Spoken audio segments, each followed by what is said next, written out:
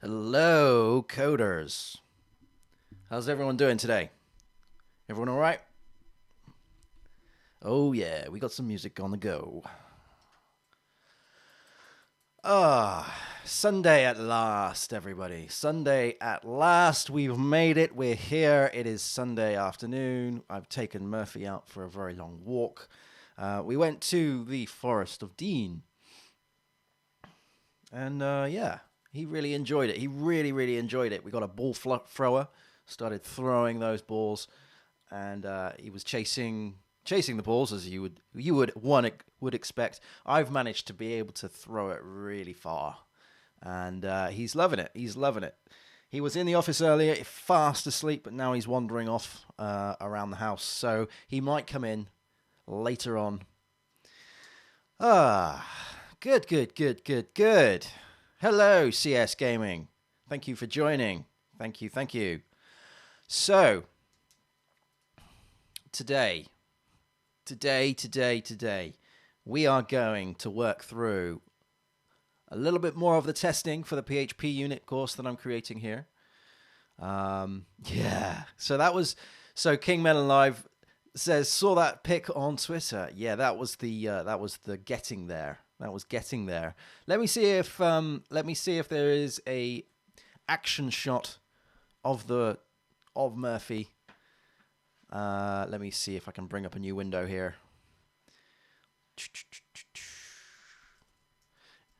I hope everybody can hear the music okay. This is like the latest addition to the channel. If it's too loud, if it's too quiet, if you can't hear it at all, then do let me know. I'm just bopping around. Just chilling out. It's a Sunday, you know? It's a Sunday. We want to go to the adventures of Murphy Pup. Here it is. All right. So, he was... let's scroll up. There we go. Check that out.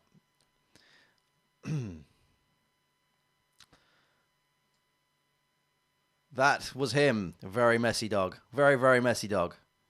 Very messy dog. I'll put it into this view. There we go. Very messy dog. He loved it. He loved it. Okay, so there's music is not coming through. Oh, that's a shame. Let's see if I can just sort that out rather quickly. Let me see. How would one do that? Okay, we would probably... Yeah, I can't see it actually being fired on the amp here. Hold on, just 2 seconds. It's a shame when things like this happen. It's really awesome music, I have to say.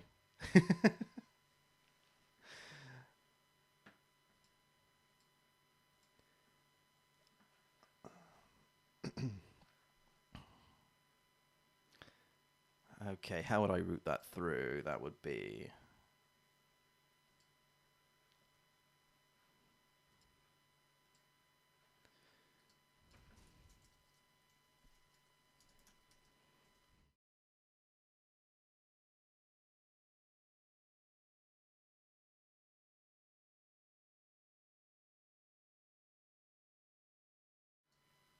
Sorry.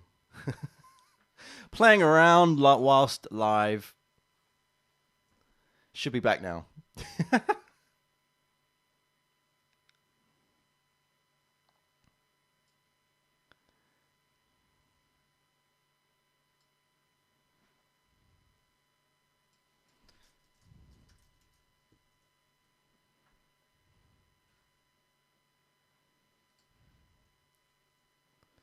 Nope, that's not right.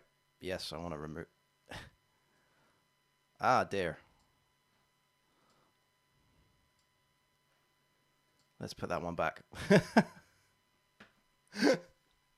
Wow.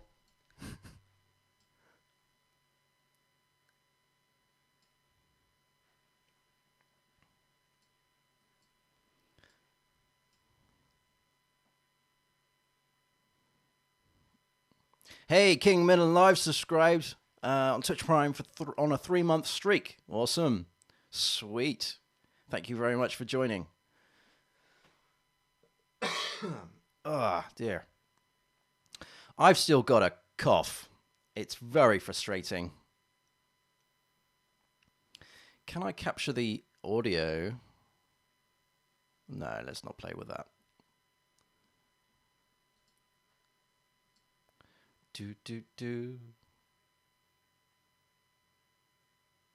I did make a new sub notification. I don't know what's happened there.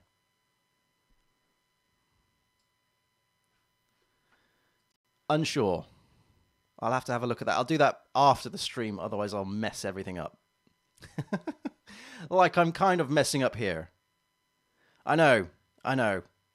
My bad.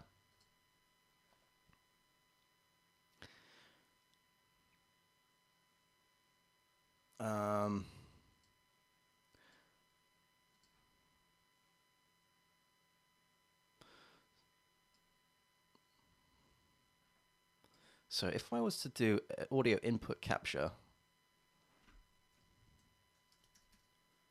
can I then do this? And I don't know if this is going to screw up the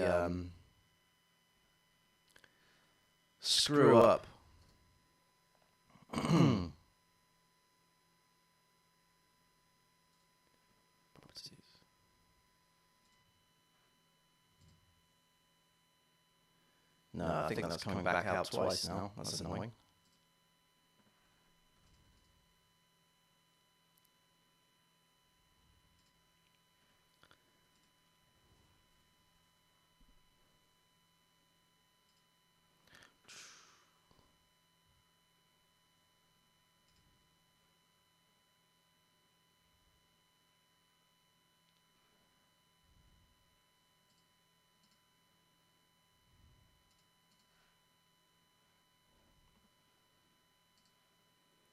Okay, I might have to have a look at this after the stream, I think. Otherwise I'm going to just play around and screw everything up.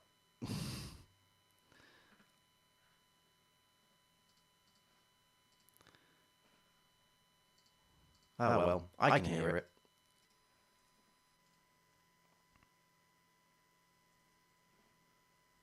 Yeah, all right. Back to what it is. Okay, back to what it is. All right, so I'll try and get it working for next stream, I promise. In fact, what I'll do is I'll quit that completely, and now we're back to the regular scheduled programming. Literally, quite literally. So, excuse me. Right. This design patterns course here, what we're going to try and achieve is we're going to try and do some more testing. I did last time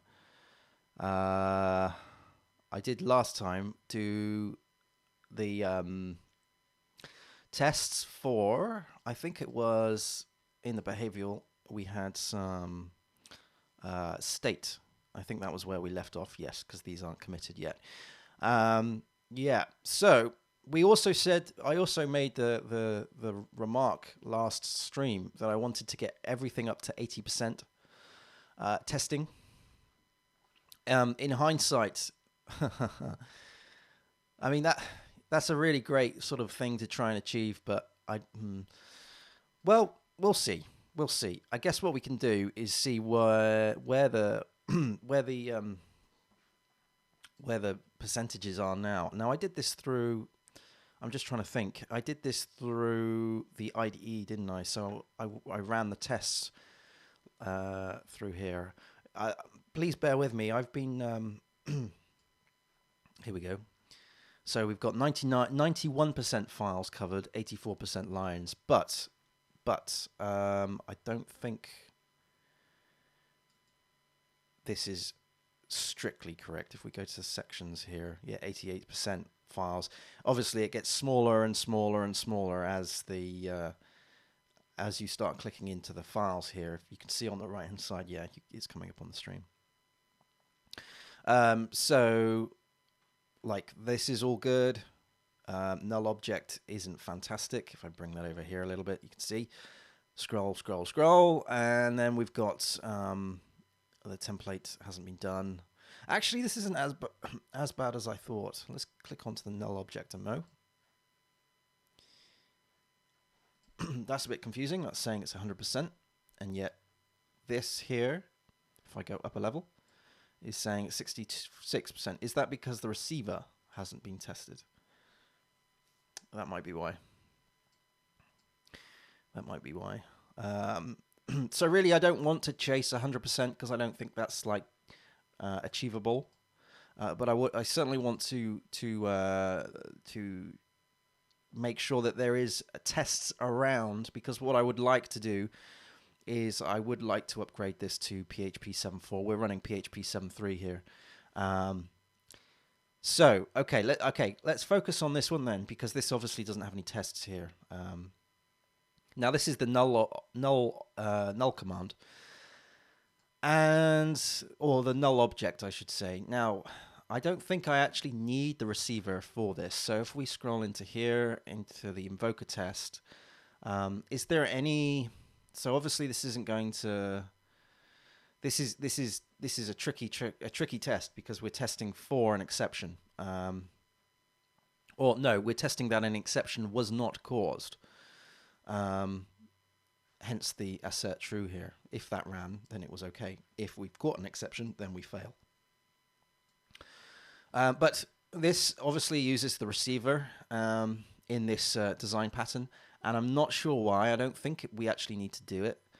We definitely need the receiver in the command pattern itself, definitely. But because we're running off the null object, I don't think we need to do this, because if I just demonstrate what we're doing here, of course, in the view, is we're invoking null. So sorry, we're instantiating. That's the right word. We're instantiating a new invoker, and then we're running. We're executing the method run. But because we haven't supplied a command to run, the default command that gets ran is the null object, is the null command. And then we do receiver get output. So yes, you would definitely need the receiver, actually, thinking about this, because the receiver is the thing that the command gets sent to, right? Hey, CS Gaming, thank you for following. I do appreciate that. Thank you. Yeah, so we do need that, which means we do need to test it. This is a bit frustrating. Thank you very much, CS Gaming. I really appreciate that. Thank you for following. Hope you're having a good Sunday. So receiver. If we go to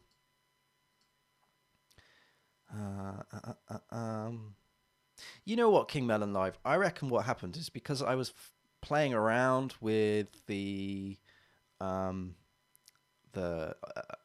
I think what happened is when it came up that you subscribed, I had removed or muted the alert. So I do apologize. I think that's what's happened. We'll see if there's any more subscribers today. We'll see. I will keep an eagle eye on the output, the chat window here, to see. But yeah, I am sorry for that not coming through. Okay, so we do need to test the receiver, because really we need the receiver for this to actually go through, right? So the receiver is this bad boy here. So this bad boy here, what you're doing is you're sending an output to the receiver, so the receiver receives that output. It's then creating a date, sort of log, if you will, a log file with some log bits and pieces. It's all right, CS Gaming. Don't please. That's fine. Don't. It's all right. Don't. It's all good. It's all good. So if we go to the output here, we can then loop over the output that's stored as an array, and then what we do is we spit that out as HTML, so as a ULLI. So there's a couple of things that we need to sort of do to test to make sure that this is working. First of all, what we can do is we can make sure that the send command is actually putting things into here. So when we instantiate the new receiver, we need to expect that we have an output, and the output is an array. Hello, Copperbeard. Beardy, hello. How's it going? How's it going? You having a good Sunday? You having a good Sunday? I'm so glad it's Sunday. I've had such a busy week. It's been nuts. It's been nuts. I hope you're having a good one. Good, good, good. Glad to hear it. Glad to hear it. Okay, so we've got this output here. Now this is private. So the way we get it back is through the get output. Now that returns HTML, as I've mentioned. So what we can do is we can check the string has these particular bits and pieces in. It's going to be a bit tricky to actually test the date because the date is created on the fly.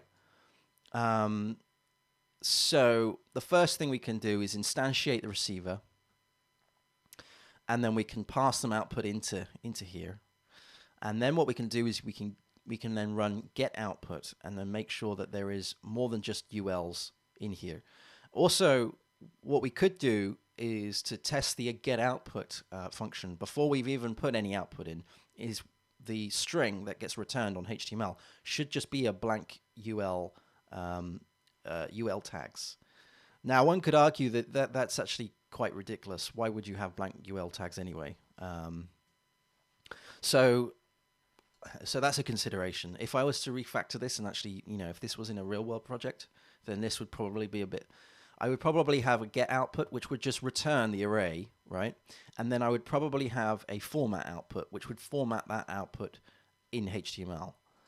So that's probably how I would go about doing this. So with that being said, then let's go ahead and create some tests. So I'm going to grab the invoker here, and I'm just going to copy it and put it into here like so. And then what we're going to do is call this the receiver test.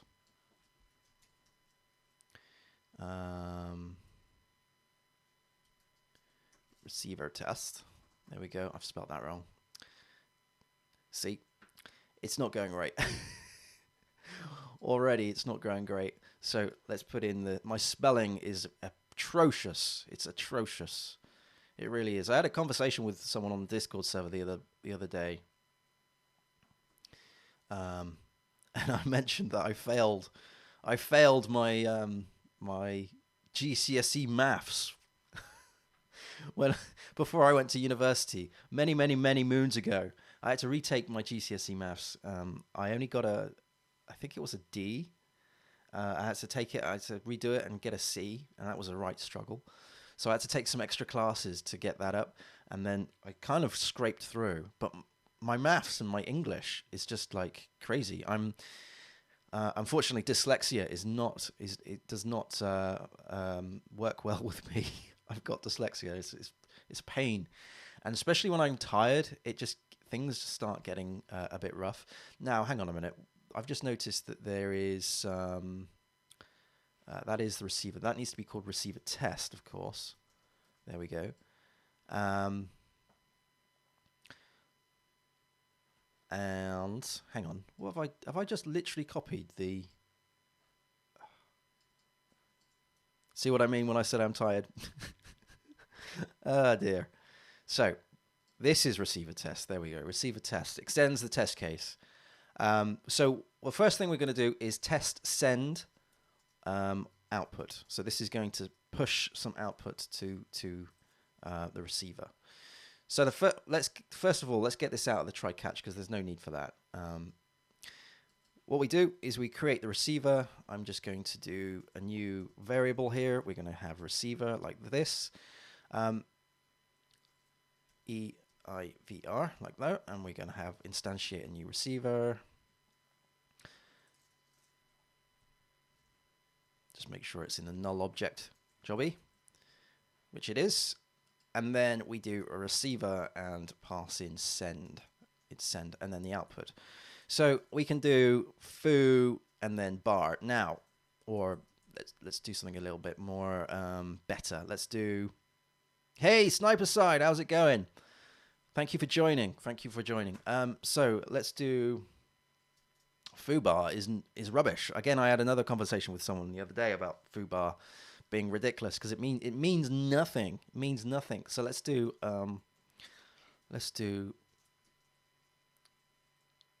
started command, because this is essentially running the command pattern, but we're doing it through the null object pattern as well. Okay, so how do we test this? How do we've pushed this up, but there's no way of actually making sure that this has been tested. We don't know it's there, and if we did the and if we did the get output, then this is going to return HTML. So if we did receiver get output, and if we did this assert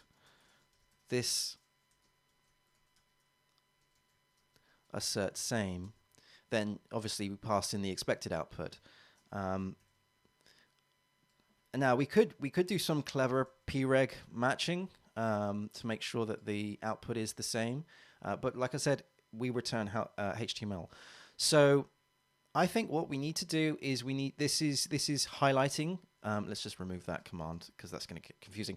This is highlighting a code smell to me. Whoops. There we go. This is highlighting a code smell because get output is not returning what I expect it to return. I think what we need to do is we need to change this to be let's just copy that. I think get output needs to be another accessor, which is accessing just the array. So all it's doing is it's just returning the array. So return, so this, this output, like so. And then here we have, as I mentioned before, format output. And then perhaps we pass in a formatter that we would like to use. So for instance, we could format this in HTML, or we could format this into something completely different.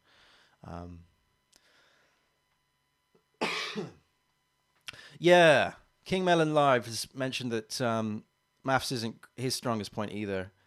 And the intimidation is real because everybody thinks, like, programming, you need to have a high level of maths to do programming in. And that's certainly not the case for what I do. It's certainly not what, not the case. I mean, maths obviously does help, and it helps a lot, especially with CSS and stuff like that when you're, faffing about with media queries and having to deal with viewport ports and all of that jazz. Yeah, but my day-to-day, there's no need for it. Not from the high-level point of view, the low-level point of view. Obviously, if you're doing games or anything like that, then yes, there is more emphasis on requirements of maths. But I've been able to sort of skip around it a little bit, which is nice. But I do agree with King Melon Live that there is a level of intimidation. Yeah, because everybody says that you need to be a mathematician, a rocket scientist. Yeah. I'll put my hands up and say that actually there is a lot of times where I just think I'm a fraud. I don't think that I should be doing this because I don't know enough of the just general mathematics and stuff like that. So yeah. Hey, Copper Beardy does a math stream on algebra and calculus where everyone can see how awful you are. No, I bet you're not. I bet you're far better than I am. But yeah, go check out Copper Beardy's stream. That sounds awesome. If you want to learn some maths, I might check it out. So, okay. So there was a time where I needed to do a lot of maths. And this was calculating deliveries. So I was doing calculating deliveries based upon, or delivery costs based on weights, based on geolocations, based on quantities and all of that jazz. So there was some element of math to that. And you know what? the way I got around that was actually splitting out the logic into smaller, nice little clean chunks of stuff. But when I started it, I was completely intimidated by the whole thing because it was like this huge, complicated algorithm that needed to be dealt with. But by splitting out all the constraints, all the requirements of this calculation, this delivery calculation, based on weight, quantity, geolocation, all of that jazz, splitting that out into small little chunks of logic, and then dealing with each one of those pieces of logical things later, and then summing that at the end. That's how I got around it. And I guess this is how I've got around a lot of these things. You know, when you've got a really complicated thing, breaking it up into small little chunks, a little by little, is the way I go through it, sort of chipping away at it.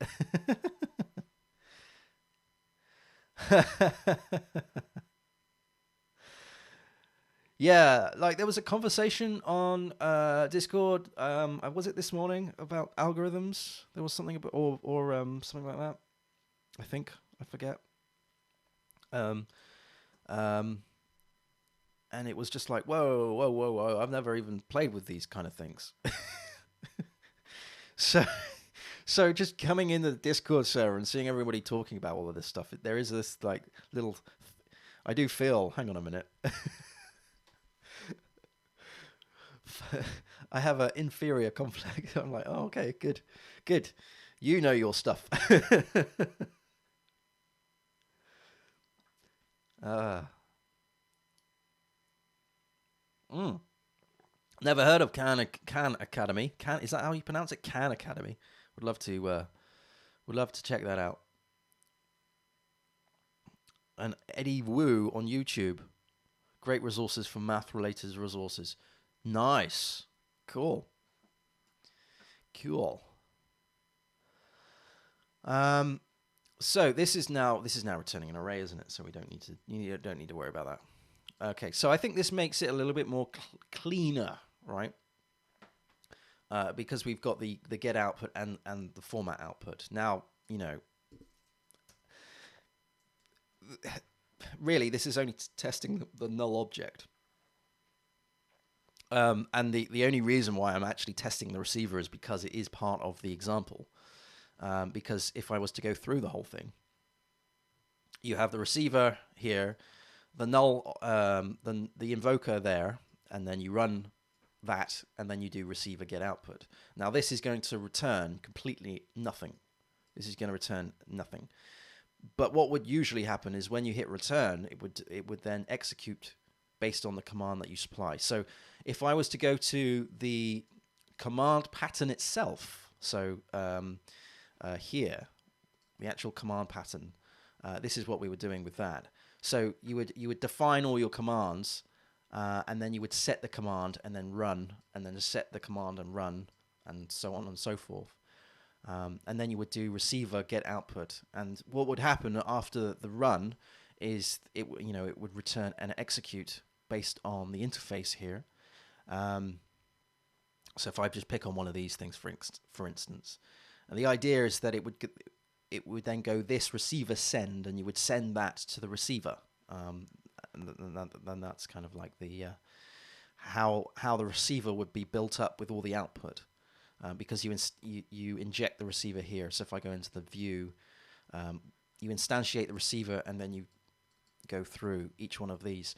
And the point of the null object in this case is the fact that what happens if you don't set a command and you just hit run. So like for instance here, if you just do invoker and then run, well, the way you would get around that and not throw an exception is if there is no instance of command. So if you haven't set the command yet, then the command is a null command, and then you run command execute.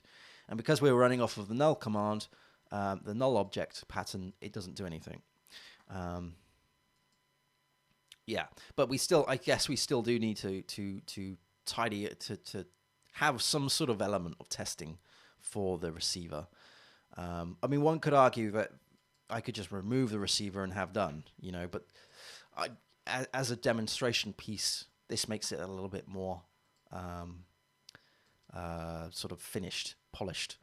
So, okay, going back to the test then, what we've got here is we could assert that, assert, we could do, first of all, we could do is array, right? So that will return true, hopefully. And then what we can do is we could do this assert count. And that should be 1. And we put in the count of that. Is that the right way? No. Because count just does counts of the haystack. That's right. So this should technically all, all singing and dancing should just go through, which it does. And also when we do the first instance here on the receiver, we do test. Let's do it up here instead. So do test default. There shouldn't be any command at all. Like there shouldn't be anything in there shouldn't be anything in the output. So that should be 0, like that. So let's run that. So now we've now got a mechanism to test that we can actually populate things into the output. So we have 1 here. The next thing I would like to do, of course, is actually test the actual output and make sure it is actually in there. So as in this command, this output, sorry. So if we went to the get output here and had a look at the way we're actually sending it. So the way we're sending it is we have this string, and this string has the square brackets start and end, and within the square brackets we have a date function. So what we could do is we could make sure that there is this at least string using some regex, regular expressions, as well as the actual output itself. I think there is also another way we could do with contains. I think let's give it a whirl. So what we're going to do is we're going to create a test in here, and we're going to have test has output. Has output. Now we'll do the same thing, right, as the others, and one could argue that you could merge the two, but because this is testing for a specific thing, I'm going to leave it as is. So we're going to do again started command here, but what we would like to achieve is we would like to return this. So what I would like to do is I would like to do a format output. This should be a string, is string, and we need to then, let's think about this. We need to make sure that the string is correct. I guess what we could do instead of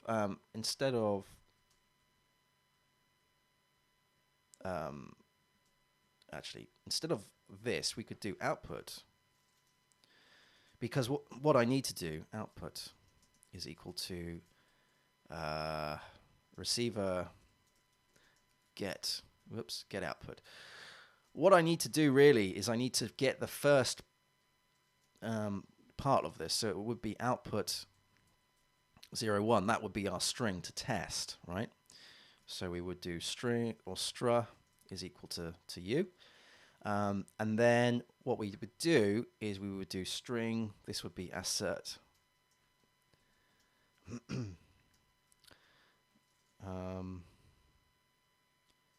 We could either do equals. We could do same. Let's not do same. We can't do contains because it's a string. We could do no, we can't do contains, can we? No, we could do. I'm just wondering if there's any way we could do a preg, an actual regular expression check. Here we go. Assert reg expression. So this would be the expression, the pattern that we're testing. And this would be the string. In fact, let's just put this as output 1 here. So we need to do a little bit of fancy pants regular expressions here to make sure that that is inside here. So we would start by having the the usual start and end pieces here, and we would have the need for being in the brackets. So what I'm going to do, because I'm going to screw this up completely and utterly, because that's not the right way of doing this, because I'm going to have to escape these and backs in like that. There is a tool that one can use, and it is I think it's Regex Tester. Let's see if I can find it. Regextester.com. There we go. This is an amazing tool, an absolute amazing tool. So what you do in here is you put in the string that you want to check, and then you would put in the expression, and then down on the right hand side, I believe it comes and shows you what has been used, or what matches you've got. So the first thing I need to do, of course, is I need to actually output this. So I'm going to do a var dump, and I'm going to just dump out the output. Output 1, isn't it? And then I'm going to run this, and it'll tell me that there's no testing here, but I'm hoping that there is. Oh, sorry, it's not 1, is it? It's 0. Of course it is. I'm hoping that that's going to actually produce. There we go. That is the string here. So we want to check for that. That is our control. So we're going to put this in here. This is the test string. And what we need to do is we need to start by just playing around with it. So if I did started command, right, we can see it all being populated like so. So you could, I guess you could say that this could be without the start and end. You could do started command as output. That is 0. Let's see if that does anything. I don't think this is going to work, to be honest. Oh, no, that passed. So, okay. That's not really what I was hoping to do, but I was kind of hoping to test the actual dates as well. Let's do output, or let's do string, because I don't want to call it loads of times. I'm just going to put string in there.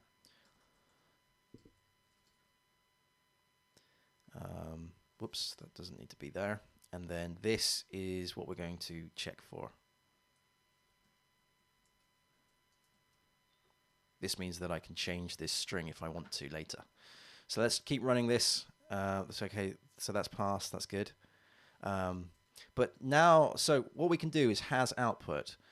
We could do another test to check the actual date as well. So has output with date. So we know that this is going to be okay, but we want to make this a little bit more verbose, right? Or not verbose. We want this to be a little bit more. Come on, Pete, use your words. A little bit more loose. A little bit more loose. I'm just playing. So that's a group. I'm rubbish at regex. This is where everything falls down. I want to test this part. So this is the start of the string. So it was going to be a caret. And if I did douche douche douche backslash or forward slash, okay, can you see that now being populated? So if I did 19 and then slash 01 slash 2020 20, there we go, 20. Okay, so we could do that, but really what I want to do is check that this is a number, that is a number, that is a number, and between the two we have the slashes here. Because what I would like to do is change this. So I want to do this, I want to have this as 20. You see the whole thing's just failed. So what I would do here is I would perhaps put in another group, maybe, with 0 to 9. Is it a group or is it a...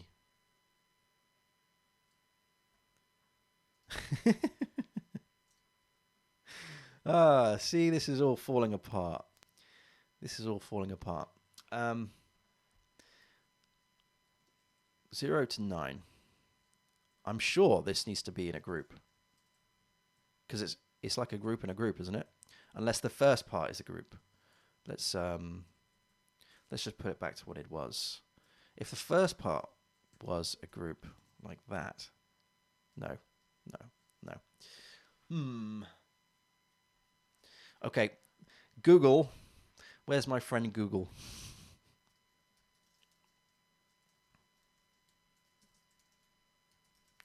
Regular expression dates. Okay. All right, let's pop that over there so I can actually see it as in my notes. So, because it's a digit, you could do D, right? And then put in the amount of digits. So,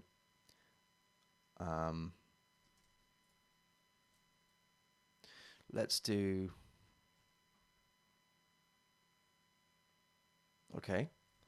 And then, so that's 1 to 2, and then this one here, right? And then this one there. No, that failed. So that's actually 2, that's 4. There we go. So now let's have a little play. Let's change this to be 20. Let's change this to be 1.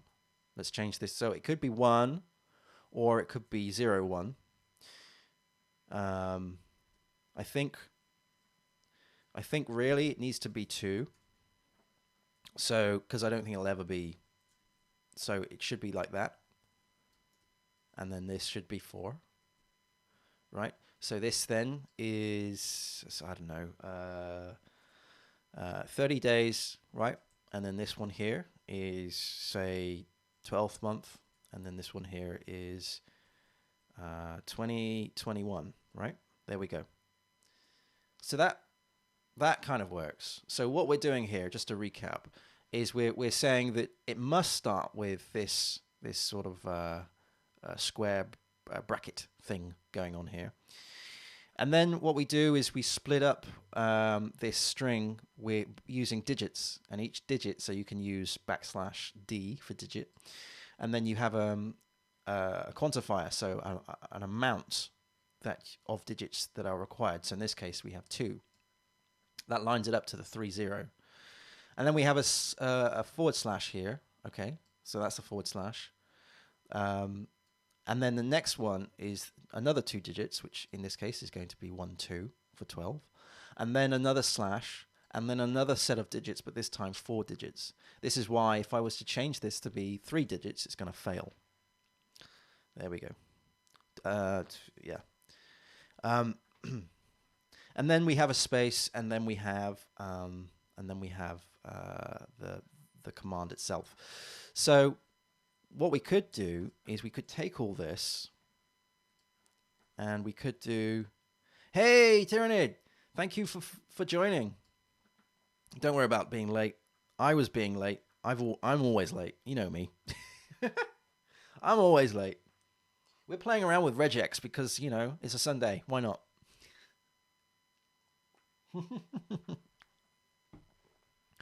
And I was trying to get the music going. I was trying to get some sort of awesome tunes going, but then it failed miserably.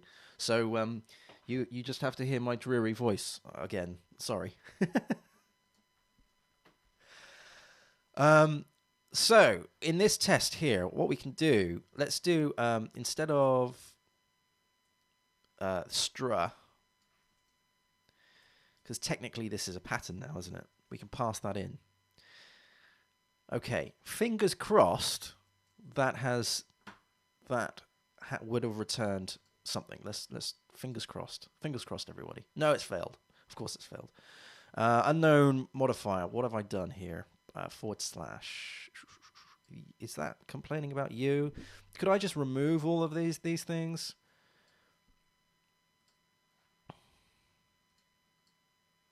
Yay! No. Yay! No. No. No ending. Oh, okay. Yeah. So it does need to have those slashes in. I mean, we could, if you wanted to, create your own delimiter. So let's do hash. Yes. There we go. Hash and hash. So let's run that. I don't think it's going to pass, but let's just try it. Hang on, was that the right test? Yeah, that has. Yeah, it was the delimiter. Delimiter was in the way. So we don't need. We can put this back into here. So now we're testing that we have the date. Woo! We have the date. Whoopsie. Come on, Pete. Put that in a string. Good boy. There we go. I'm telling myself I'm a good boy. I've been playing with Murphy too much. So yeah, this is a bit of a crazy regex here, but this is testing that we have the dates. So that would be day, month, and year with slashes in between. And it's checking that that is running off of the start of the string here. So that's cool. I'm happy with that. Let's see if, let's see now. We do need to test the formatter. If I go into the receiver, we are still missing this format output. So what we could do is we could either do a excuse me, we could either do a another regex, or and I guess we're gonna have to try and do a regex. I'm just thinking that those dates are going to get in the way, aren't they? Because the dates are going to change it every time. Because really, the simplest way of doing this is just to get a hard-coded output and then just check that the hard-coded output is the same either way. But the thing is, it's not a hard-coded output because the dates change all the time, which is a bit of a pain. It's a pain.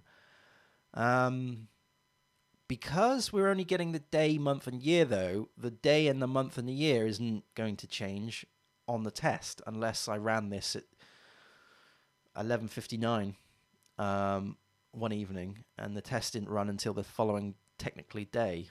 That would be a crazy edge case, wouldn't it? So I could, if I wanted to, I could do this. I could say, right, let's test the format of the whole thing. So let's copy this, and let's go test format output. I could get the current day, so I could do date is equal to date, day, month, and I think it was year, like that, with slashes in between. And then I could do output to check is, I could create my own output. I could do sort of this, and then this is like a big hack, by the way, a big hack. This is going to get me get away from the need of the regex. And then it was a space, wasn't it? And then it was the output. So here we're going to have the words started command. And then we would do this, pass this through, and then we would do asset same. We would wrap this in ul li, another closing ul, and then here we would do output to check in here, and then what do we do? So that would be get output. No, that wouldn't be get output, would it? That would be receiver format output.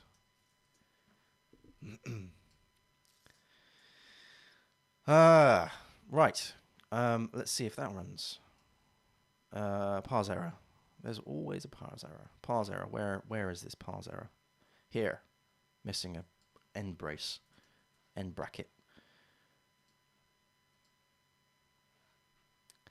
Okay, right. So the actual output is slightly different because we have and the expected output. So, there we go. There was the problem there. There we go. Run that. That should pass. So a little bit of a hack because I'm not having to deal with dates. I'm defining what the date is already. Yeah. I mean, the thing is, if I was to do this as a preg, I would have to check the whole thing. Like, make sure that there is a ULLI and all this stuff.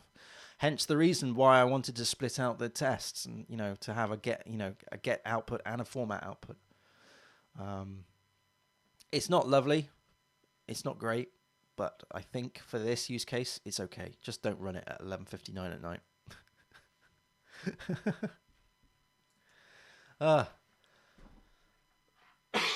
uh, Blimey, my cough, my cold. Ridiculous. Okay, so let's run the whole thing again. Let's see what where we're at now. Let's do a run tests with code coverage.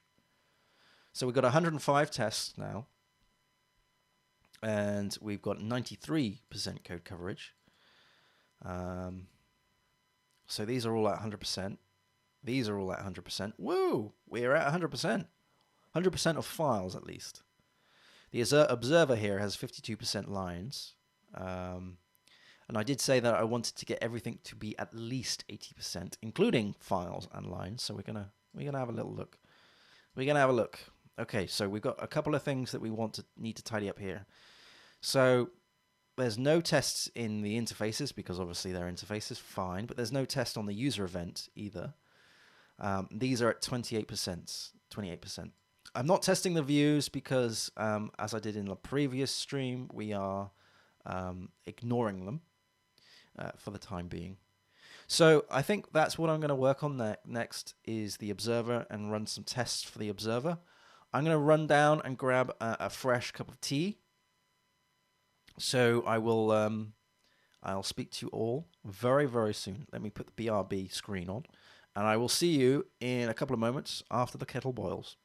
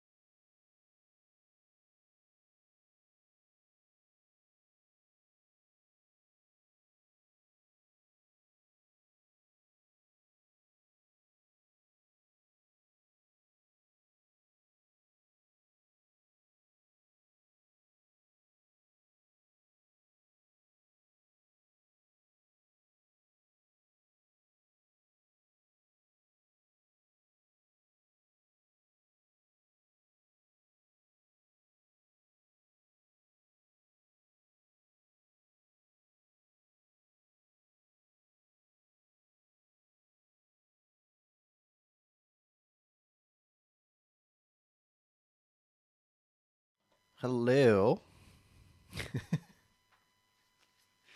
Hello, hello, hello. I have my tea. Whoa. Nearly spilled it all over my keyboard. Talking about keyboards. See the little segue there? Been chatting on the Discord server about keyboards and mice. So, you may have, for anybody who watches this stream regularly, you'll know that I've mentioned. Hang on. Mentioned a couple of times that I was currently, or I was in the process of finding work. I'm a freelancer. It's a continual thing, looking for work. And I had some really great regular clients, but the projects come to an end and so forth. So I was looking for some new work. I found work. I have work. Yay! Pete's not gonna be on the streets. So I've found work. I've actually found quite a lot of work. So I am extremely busy right now. Yesterday, on Saturday, I was in here doing all of the videos for YouTube for like February plus, because I know that I'm just gonna be so chocker with everything else, and I'm not going to have a lot of clean air for a while. So I was doing that. So that's all sorted. So don't worry about all the How to Code Well stuff. It's covered. Hence the reason why I'm tired, because I've been making content. But anyway, what does this all have to do with keyboards and mice? So yes. So I've got two. I'm off and about traveling to see clients more frequently recently, and I would like to use, because I'm finding that my wrists are getting really quite sort of tight, especially the. This is going to be sounding really weird, but especially this one. This one here, I think I'm getting RSI or something, repetitive hand strain or whatever it is. It gets really tight around the wrist, and I think it's because of the way I'm typing.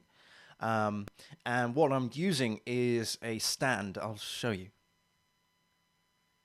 Let's go into this view a minute. Bear with me a minute.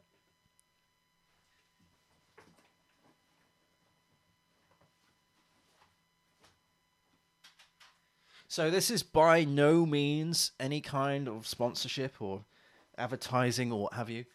I just want to show you. This is a thing that I use. This is actually a laptop stand. It's made by Elkin. It's a bit grubby, but look. It opens up. So cool. It's really good on trains, and you can turn it like that.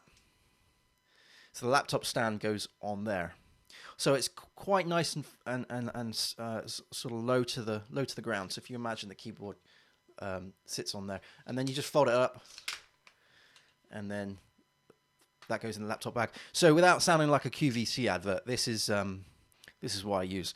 But I'm thinking that this is actually causing me a bit of grief when I'm typing. So I'm looking for another way of like a separate keyboard and a separate mouse. So I use the I use this. This is a Magic keyboard, and I use this. This is the Magic mouse. Hey, hello, hey, excuse me. Gosh, I don't smoke. Hello, Whack Tiv. Awesome username. Really tough to pronounce, but hello, thank you for following. Yeah, so I think that I'm suffering a lot with using it in that sort of position, because you end up like this. In fact, just doing that hurts on the wrist. So I'm looking for a travel-sized keyboard, something that A, is not overly expensive, and and B, something that will help out with the posture. Now, the problem with keyboards, with laptops, is that you have to plug them in, right? Unless you go Bluetooth. And the client I was with last week, I had my laptop plugged into the monitor, one of the monitors. I was also plugged into the mains power, and also I have a YubiKey as well on my laptop. So that's already 3 ports taken. So I need to somehow put in another port for the keyboard. I use a MacBook Pro with 4 ports, right? I would never buy a laptop without 4 ports because I definitely need 4. And usually, sometimes what happens with clients is they'll give me stuff on sticks, maybe like, here's all the assets, here's all the the database and stuff that we've got on physical media. So I need to plug those in as well. And yes, I do have an awful lot of dongles that I could use, but then dongles will get in the way of the stand and all this stuff. So I'm really looking for something that is small. I think they class them as a 60% keyboard, and also a mouse, right? That I can take and I can have in my bag all the time, and I can just take with me. Hence the request for it being Bluetooth.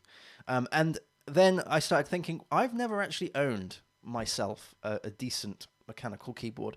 So then I started looking at mechanical keyboards that you can take. They are extremely expensive, unfortunately. So yeah, that was the thing.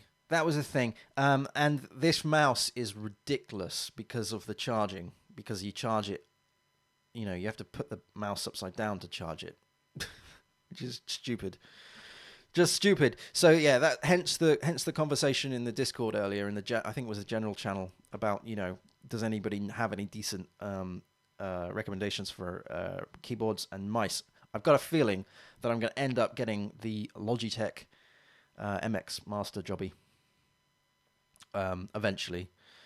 It's unfortunate that I'm having this sort of this decision now rather than on Black Friday, because I've got a feeling they were all on Black Friday. So let's go back to the code. And also, I'm not really that bothered by the fact that the mechanical keyboard could have lights. I mean, that's a bit of a fancy pants thing, isn't it?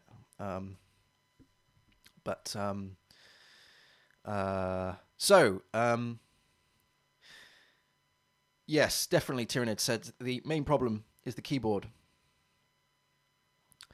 Yeah, so I can't have a big keyboard because it's just my laptop bag. I can't, carry around a huge keyboard, which is a shame. And what I would think I would do is I would then migrate from this sort of Apple Magic Mouse and Magic Keyboard thing to an actual mechanical keyboard here in the office, and have one in the bag and one on the office, probably the same type, with the same layout and the same whatever. So yeah. Wakos TV said I would not pick a mechanical keyboard for traveling. Why is that? I mean, I guess what I could do is I could use this keyboard for traveling. This is that's a good idea, right? This here is the Magic keyboard, whatever they call it for Apple. I could use this for traveling. I could even use the mouse for traveling as well, and then I could pick up something. I could pick up something for the office here. So I could do it like that. The reason why I want to have different things is because there is a danger of me losing the travel stuff, and I can't afford a day of not working just because I don't have a keyboard. That's ridiculous. No client would like that. So yeah, if I get one, then I need to either have that as a dedicated in the office keyboard or in my laptop bag keyboard. So Wakos TV said noise. That's a very true point. Noise that mechanical keyboards are noisy, and they're heavier. Okay, I didn't know that.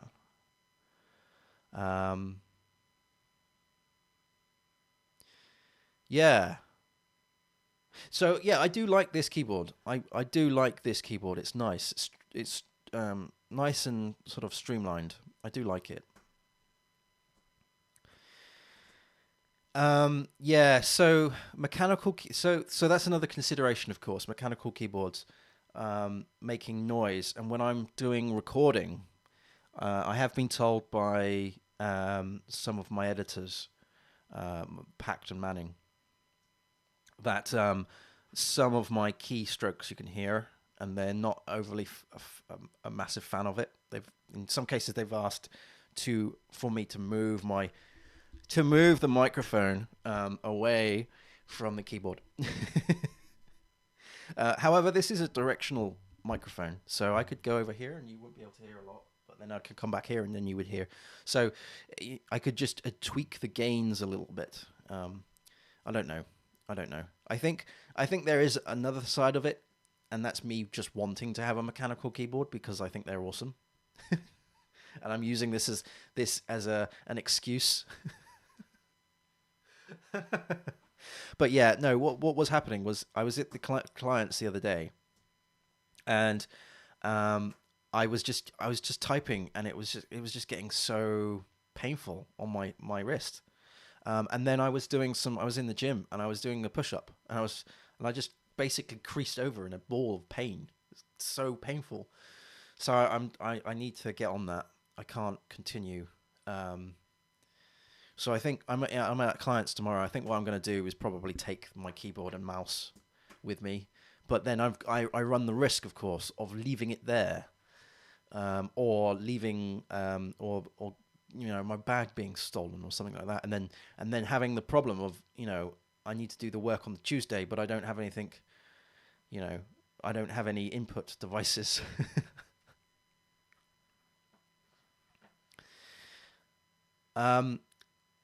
Cool. So, can I ask, Wakos TV, what mechanical keyboard do you have? I mean, I'm a bit of a newbie with all of this. I don't know what the difference is between a Cherry MX or whatever the other style of mechanical keyboards are. So I'm totally new to this awesome world of mechanical keyboards. It's a bit embarrassing, really, because I've been a programmer for years and I just haven't used them.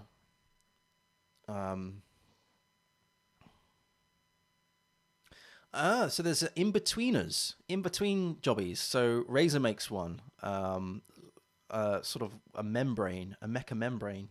I like that. That are kind of in between. This is what Tina is mentioning.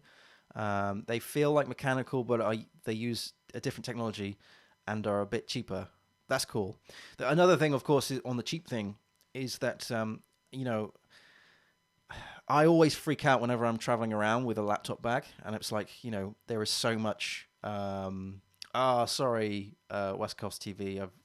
Let me see if I can sort that out now, because that's happened before with Nightbot being a little bit too what's the word, strict. Let me see if I can sort that on stream. Let's do it live. Yeah, so yeah, I always freak out when I'm carrying my laptop around because it's like, lots of money, obviously. And buying new kit to add to that is just going to increase the value of my laptop bag. So the cheap thing is something that, if there is a way of getting something that is cheap and it does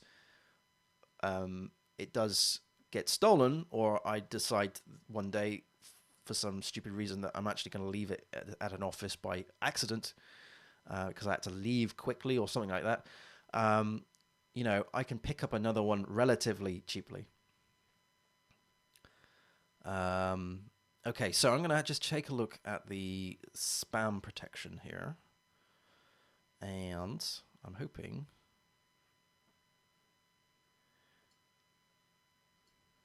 that there is a way of removing. Here we go. Links. Here we go. Links should be disabled, so I don't know why that picked that up. That's a bit weird. Stop spamming cap. Oh, caps. Oh, caps. Oh, you naughty boy. You put in capital letters. But you were talking about an acronym there, which is daft. So I'm going to put that in. Come on. I'm going to disable that. You can do that. That's no problem. And I'm going to allow for emotes to go in as well. God dear. God dear. You can tell I'm a newbie when it comes to streaming. Okay, so thank you, West Coast TV. You've mentioned that you use the Lux K70 with brown cherry. What is brown cherry? Because I know that there's blue cherries too, and I don't understand the difference. Brown is in between red. Okay, there's red cherry too. Oh, so it's fast. Okay. I guess it's one of these things where I need to try before I buy. Fair enough. All right. It's the sensibility. Okay. So does this mean that brown is why is it brown? Brown alert. Okay, so the red is super fast, I assume. Blue is slow and brown is in between. Okay. Gotcha. Yeah, so I would prefer it to not be as sensitive. In fact, I do think that this Magic keyboard here is a bit too sensitive sometimes.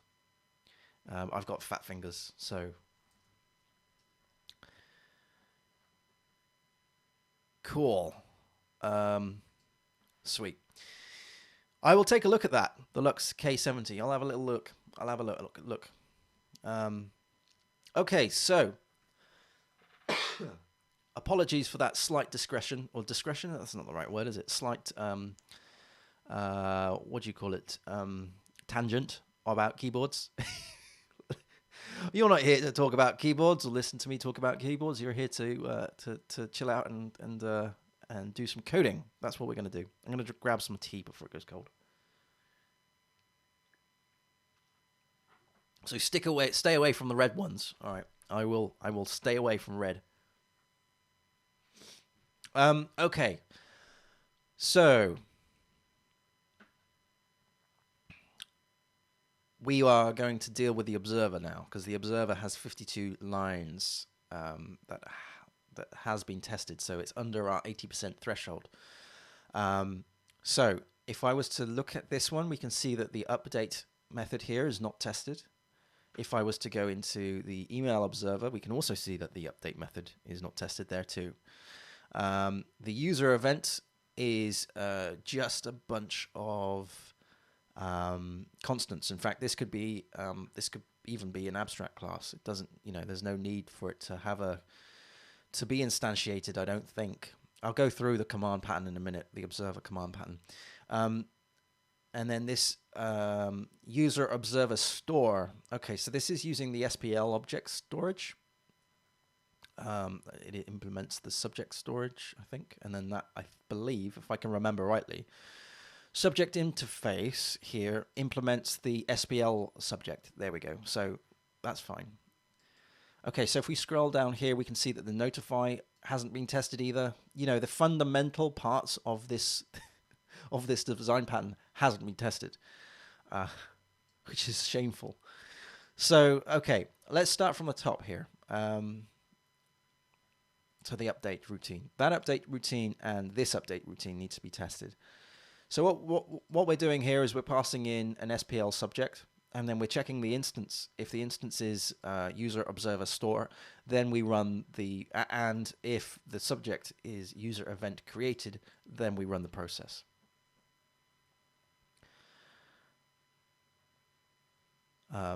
Yeah. That DPI. No, I didn't know that either.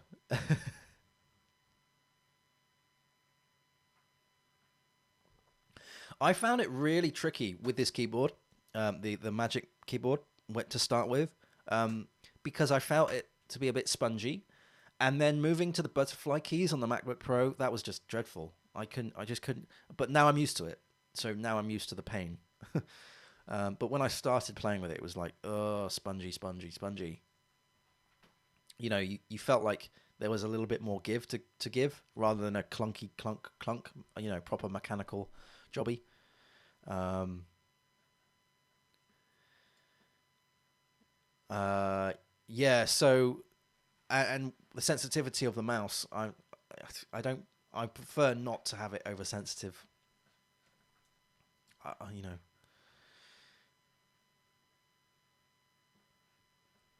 but I did read the other day that not the other, this morning that the Logitech MX mouse, one of the iterations at least has the ability to do something called flow, and that apparently is a way of copying files.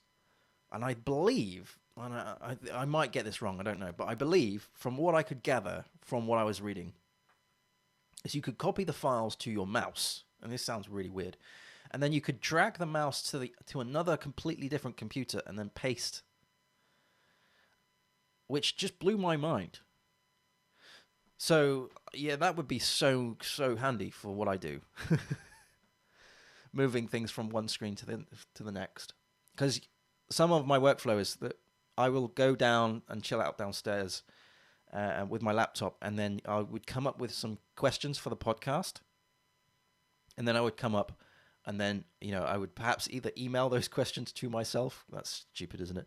Or I would use the AirDrop type thing to move from one screen to the next, and then they will be the questions that I have on the right hand side when I'm actually conducting the interview of the podcast. A little bit of a segue there to the podcast. I will put in the podcast link into the chat. Can you see what I did there? So every Friday there is a podcast on howtocodewell.fm. Plug. Stop that boat from leaking.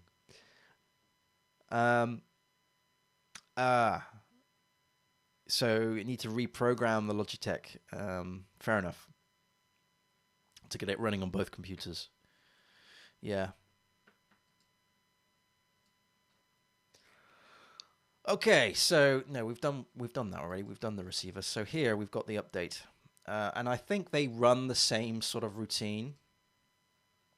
So you pass in the SPL subject, make sure that it is an instance of the observer store, and then you run this.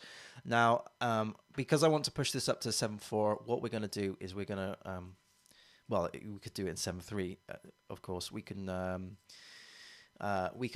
play around with return. Now, the return of this is actually an echo, which is not great because it's going to be tricky to test. In fact, if I go to the view here, what's probably happening is, we're just running that. So ideally, what we want to do is actually have this return a proper string rather than echo this out, during runtime. So again, I mean, these tests are fantastic to do now because then I'm having to look over the code that I've previously written, and I'm seeing a bunch of code smells. This is a code smell. You should just be returning this process. If I open up this process, what's happening is we're actually returning that. So it is a string. So what I'm saying here is I shouldn't be echoing this out. I should just be returning it. There must have been a reason why I did that. However, I can't see why. So what I'm going to do is just change this up. Excuse me.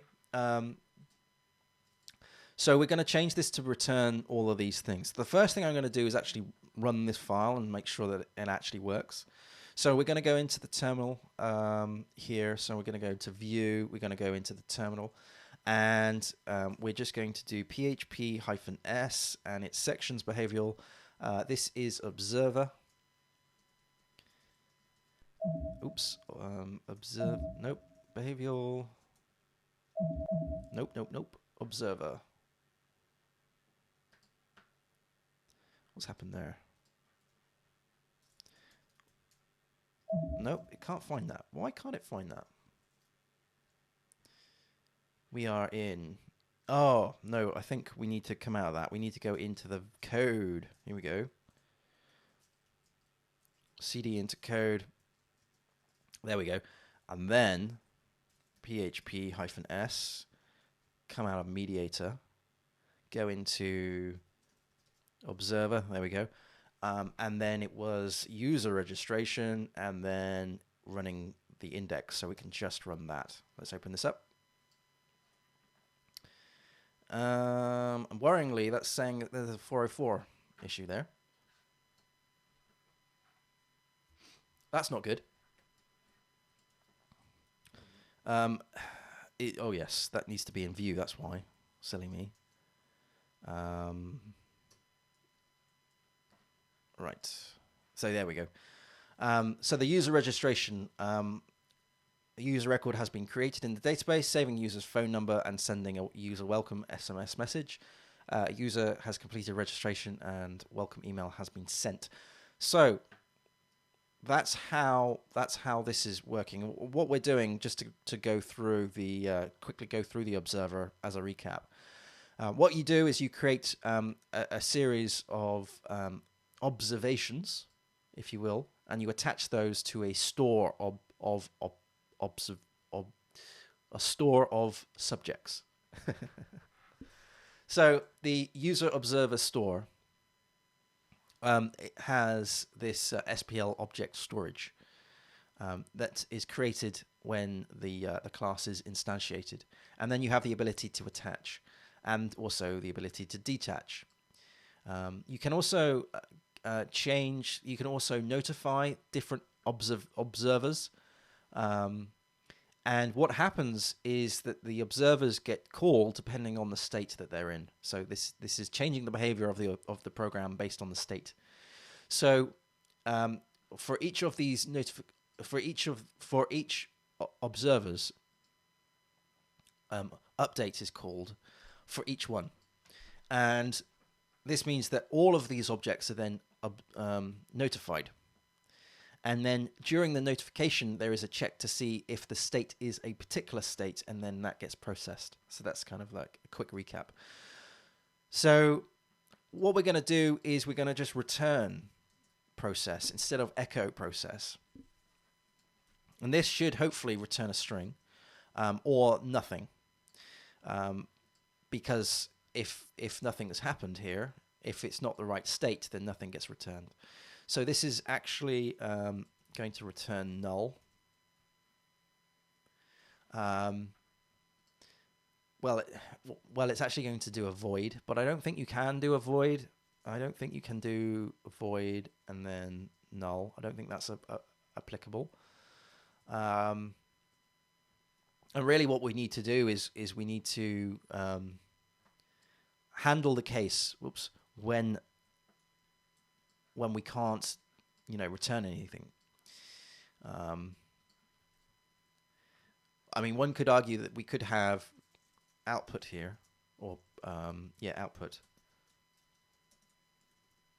and we could equal that to null, and then we could do output here, and then underneath we could do return output. Therefore, it's either null or it is whatever is the process, which would in this case is a string, I think. Yeah, string.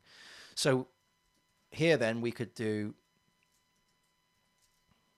string like that, and then I'm going to also tidy up this by putting in that. So that's return string or null. Now I think that's probably better than just returning void.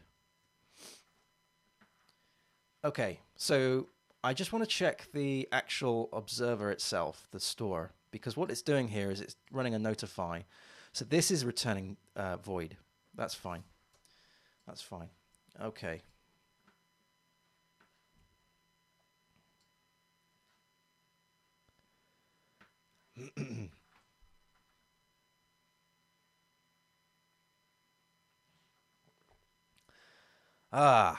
We've just reached 252 followers. That's fantastic. That is amazing. That's really, really good. Thank you ever so much, everybody, for following. That's really, really awesome. 252 followers. That's brilliant.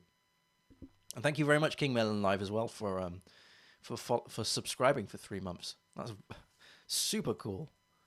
Super cool. I really like the way that this is going. You know, the streaming and how to code well. It's a nice thing to do. I really enjoy doing it. I look forward to the streams. I just wish I felt a little bit less rough. Okay, so we need to continue.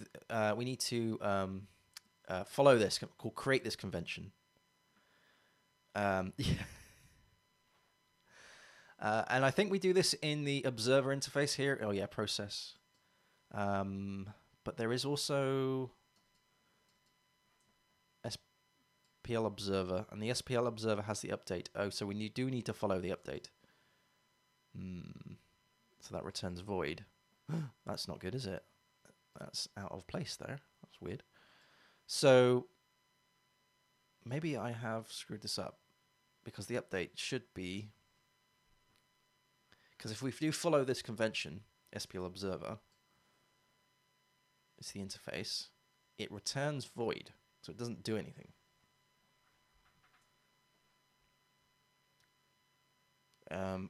Why has that not thrown an error? Let me just double check my version of PHP that I'm running here. I've got so many versions because working on lots of legacy code. So I'm just going to go to blah, blah, blah, blah, blah. Build, is it build languages? There we go, this one here. So I'm running off PHP 7.3. Okay, that's fine. No problem. All right, I will change the user create. So this will be a string, and this here will be variable output.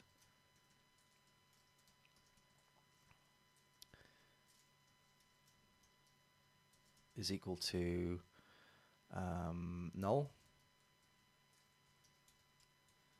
And then this here is the output, and I return that. Okay.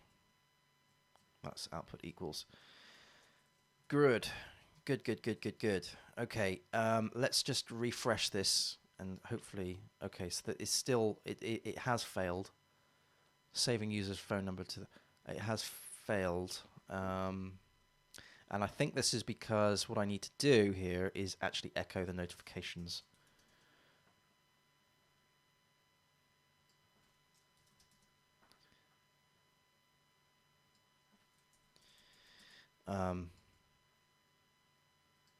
If we step through it, what's happening is that this is doing the update. Ah, now I see why we were echoing with inside.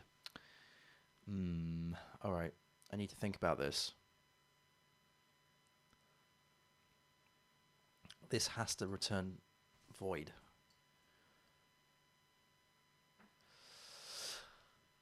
Okay, I tell you what we could do is we could use the same thing as we did with perhaps the null command and have a output, like a queue of outputs. Something that we can put when we do the update, we can then on this process here. What we do is we attach this to, we add this to an array. So let me think a minute. How would that happen? Because I want to remove all of that.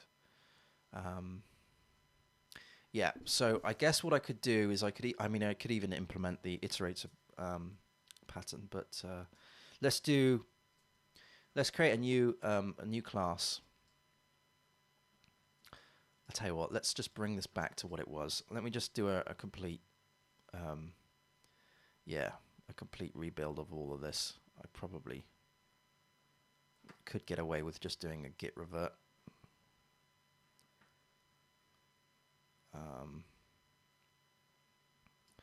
A git rollback of these two.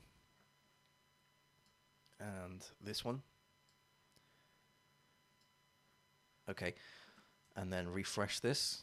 There we go. So what I want to do is I want to create a new class where the output gets saved, and the output gets saved during the process, and the output gets saved to an array. So what we're going to do here is we're going to have a new class called Q.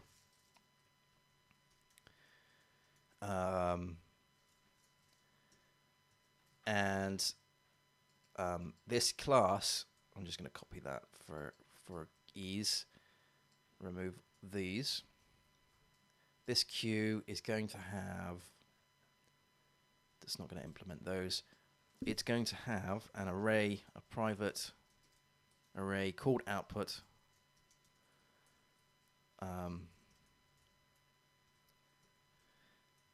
And we're going to have a public function send, which is a string, ing.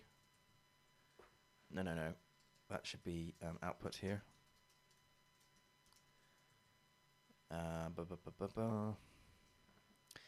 And this output we're going to add to the output here. And then we're going to do public function get output, which just returns return this output like so. Let's just put in some data types. Okay, that return, that's just void. Like that. Come on, like that. There we go. And then in the view itself, what we can do is we can do Q is equal to new Q. Yeah, that's fine. And then from here, I can pass this into perhaps each one of these, or if I wanted to, I could inject this Q into the subject. And then when I attach the Q, attach the observer to the subject. At this point, I can then do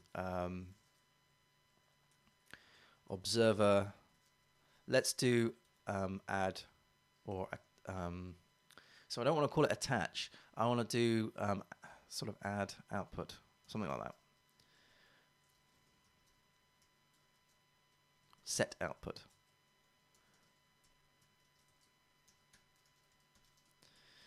And then through this, I'm going to have Q. Whoops. Q. And here we're going to call this Q.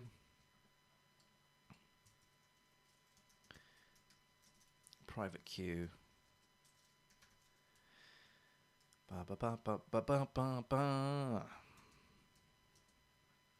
It is.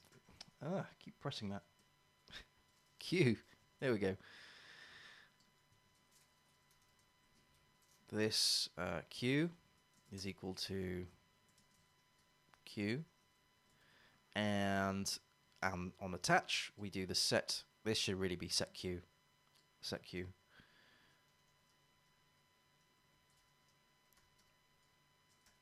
Passing in the Q.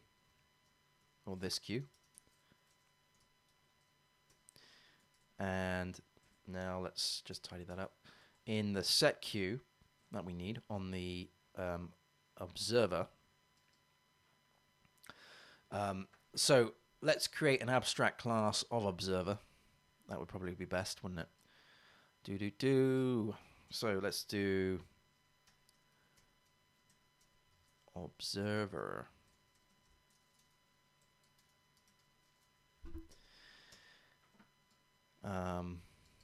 Let's grab all of this stuff just to make sure everything is wired up. Observer, this is going to be the base class. This is going to be abstract. No, it's not. No, it's not. No, it's not. Yes, it is. Abstract. Don't need those. We need to have private function or private queue. And we need to have protected set. Is it set queue? Is that what I called it? I can't remember. This was in here, the observer store, set queue.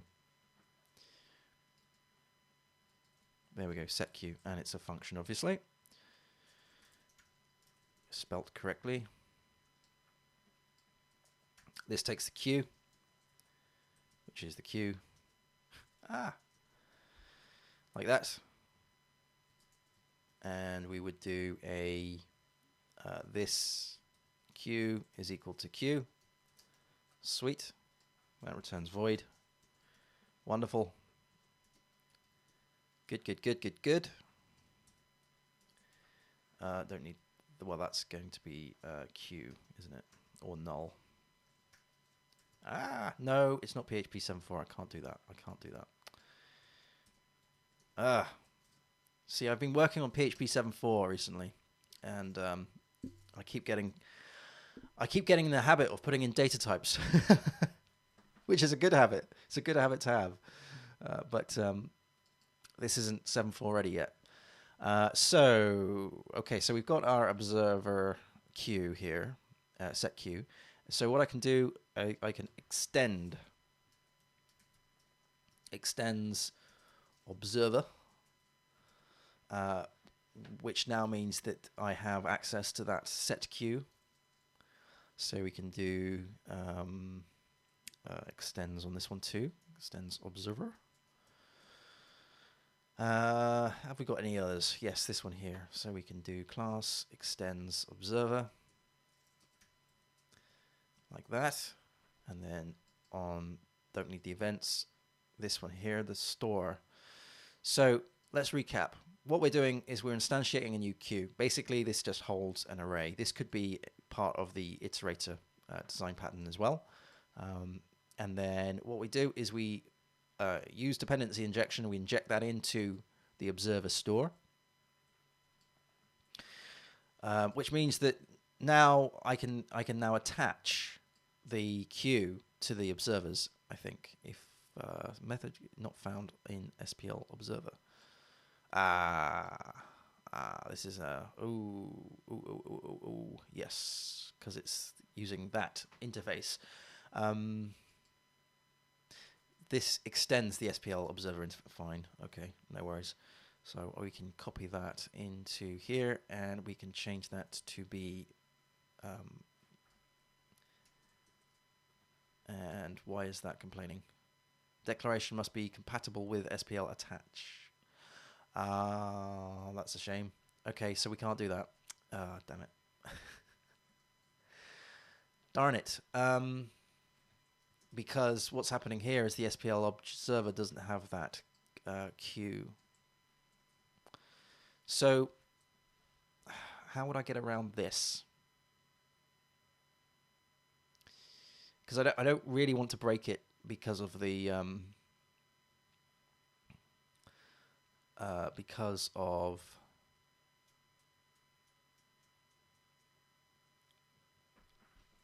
I guess what I could do is here I could do if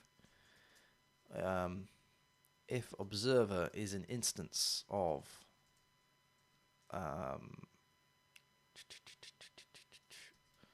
observer interface, and then I could do this. Oh, sorry, observer. No.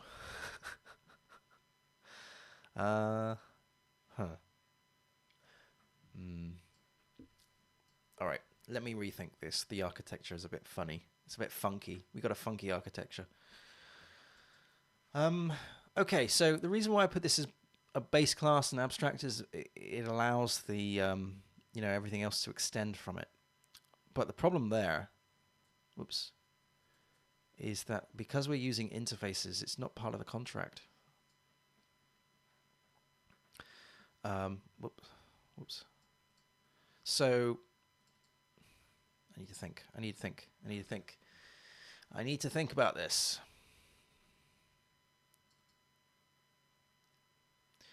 The problem is in here, isn't it? when I try and attach, because it's using the SPL observer interface. Now I could create a new interface which has the ability to do. So we could do public function process, and we could also do public function set queue, like that, passing in the queue and queue, and that would be void. So we could do that. Now, because the observer here implements the observer interface, we do need to have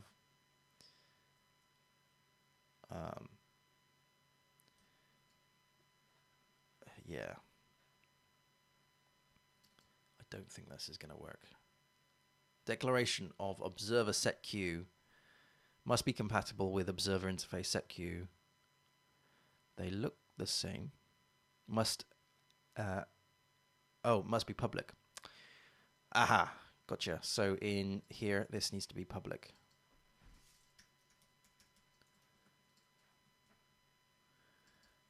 Okay, that's better.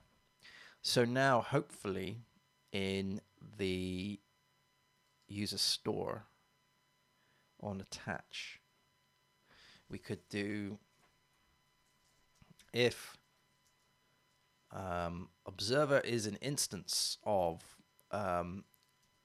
observer interface, we can then do this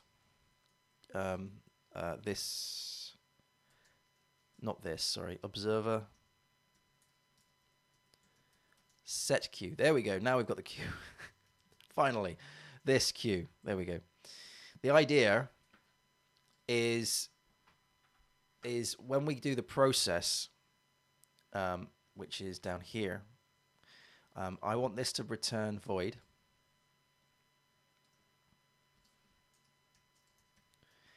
And to follow the convention of the SPL observer interface. I think that would throw an error in later versions of PHP if I wasn't echoing. If I was echoing, sorry. And then here on the process, I want to do string or output. Sorry, output is equal to here, and then I want to do this. I guess I need to do get queue, and then I want to do send, which is the output, like that. So we're going to do get queue based on the interface, which means that we need to have public. Well, no, if it extends from here, we should just be able to put in get queue, public function get queue.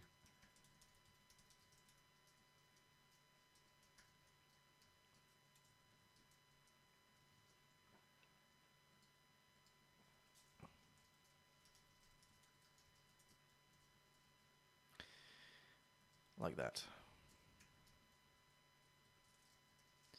Now, there is a danger that the queue will never be set, so we need to define that this could be null. So this could be null, or it could be the queue, which means that in the actual observations here in the process methods, we need to do if get queue is an instance of, well, let's do queue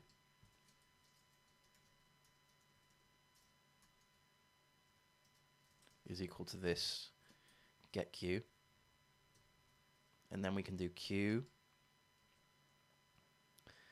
instance of queue, and then here we can do queue send, passing in the output. There we go. Let's tidy this up a little bit. And then we want to return the output too. Another way I could do this, of course, is because we're returning the output of the process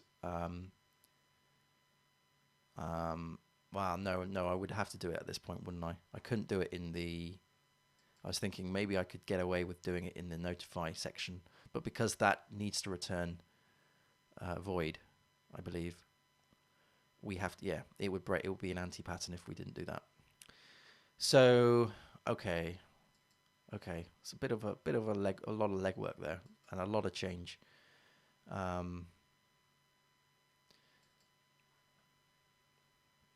But essentially now I have the ability to push it to the queue. Now I guess I could wrap this function up in perhaps a facade that deals with the fact that get queue is null. Again, this could be moving into the null object.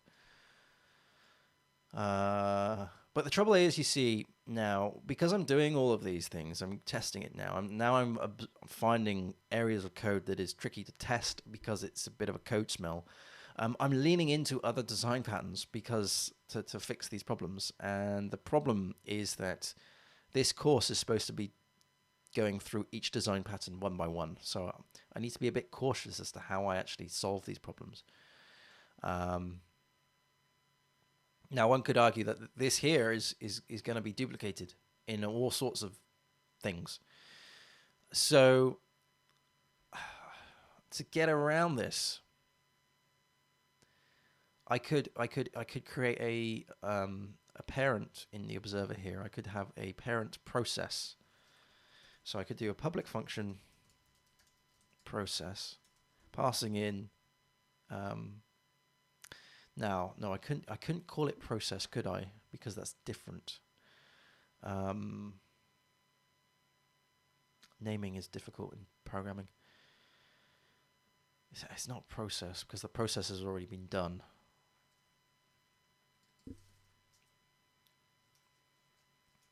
Let's do send. Send output.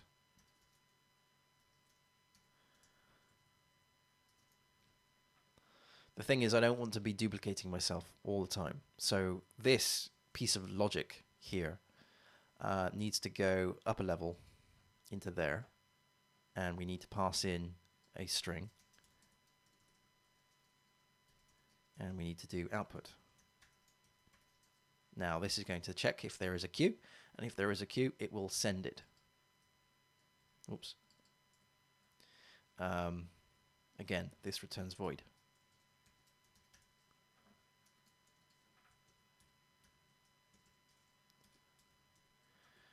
Something like that.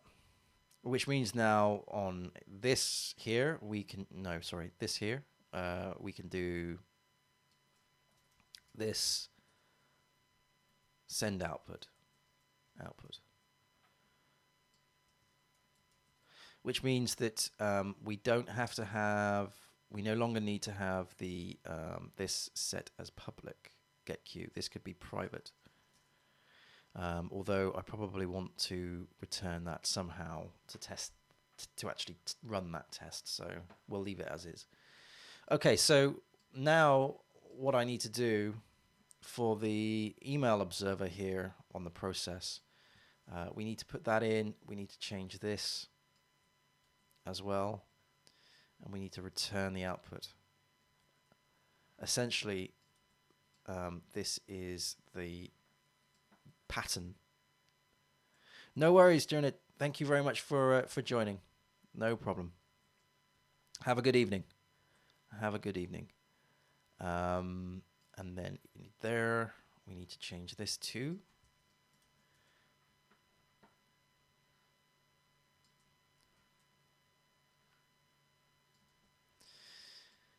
okay. So now we've oh no, there's no, that's it, isn't it? That's it. So if I was to run this in here, we are not getting that message. So let's go and have a little, look. So saving user's phone number is the phone number here. So we're not getting the this one, the first state change, which I think is the creating of the user. User record has been created in the database. So we're not getting that for some reason. This send output, this return output, this process. Oh, it's because Sorry, it's because we were echoing it before, but I don't want to echo it. This is the whole point. I don't want to echo within the process. The process really should go off and do something, and in this case, it's creating a string and putting it to an output. Right, so let's go and remove all the echoes, because this is what we want to get away from, which means that if I save this now, this is going to hopefully be blank, which it is.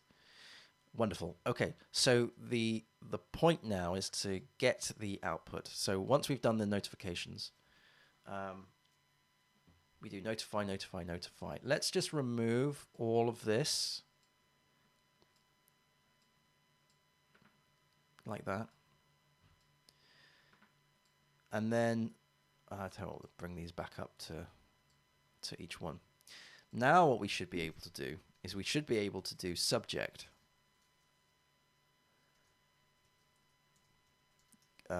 get queue, and then loop over the queue and print that out. So we're on subject. Subject is the observer store. So we're actually passing in the queue here. So we're going to do a public function get queue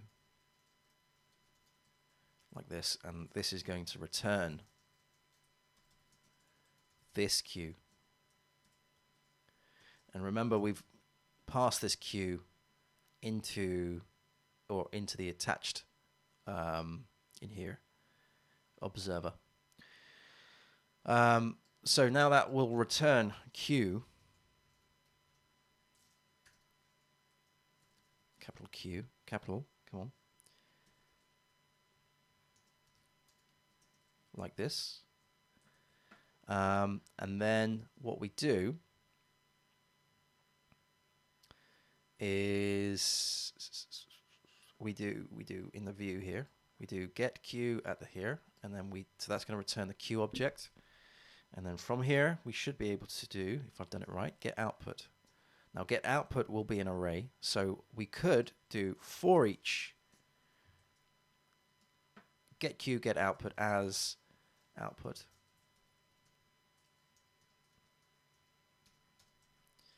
And then we do an echo of a p tag, and then we do the output. Like that.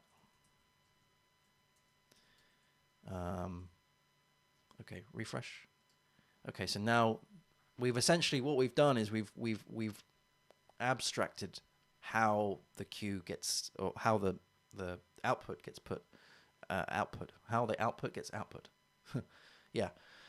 So before we were actually echoing it within the actual code, within the depth of the code, and what we were doing is we were breaking the fact that, you know, if you think of it in a model controller view sort of scenario, this could perhaps be the controller, and then what I was doing is I was actually printing stuff out inside the model layer.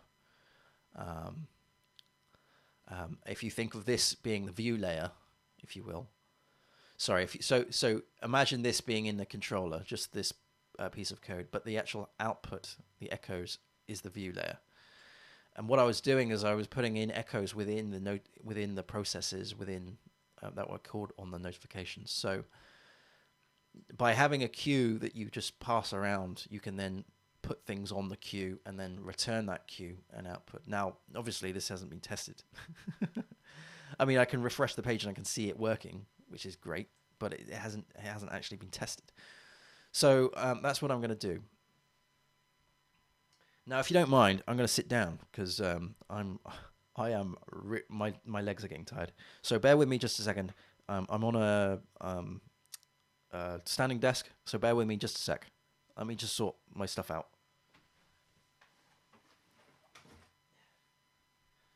Okay, bear with me.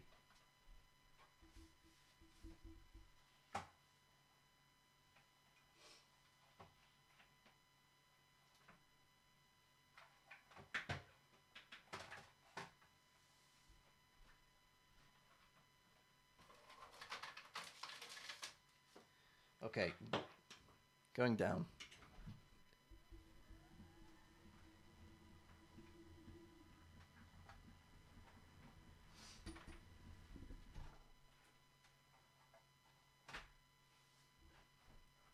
Right, and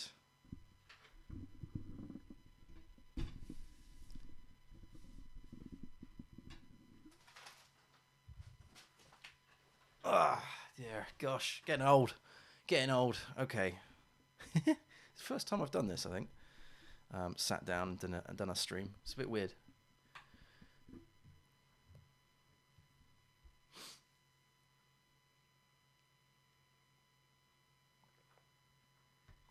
Of course, the microphone is actually on the floor, on the stand. It's not on the desk. So, I'm hoping everyone can hear me okay. So, what I need to do is run some tests for this. So, with the we've done a lot of change. I'm going to just run all the tests again and just see what the code coverage is like. It's probably going to be really bad.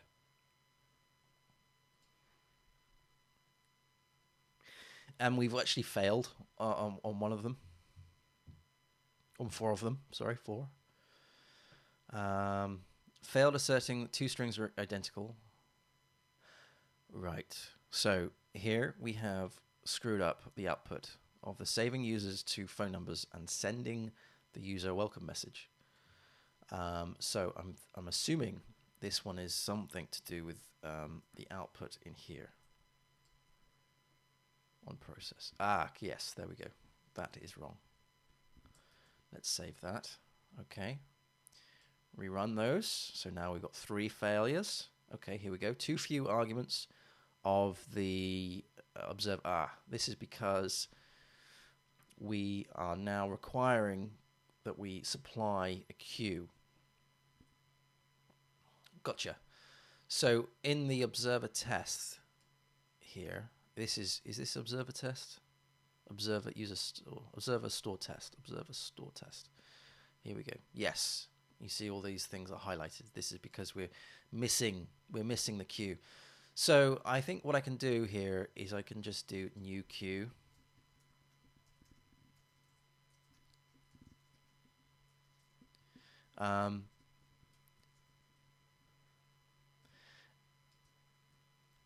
And I guess really actually thinking about it,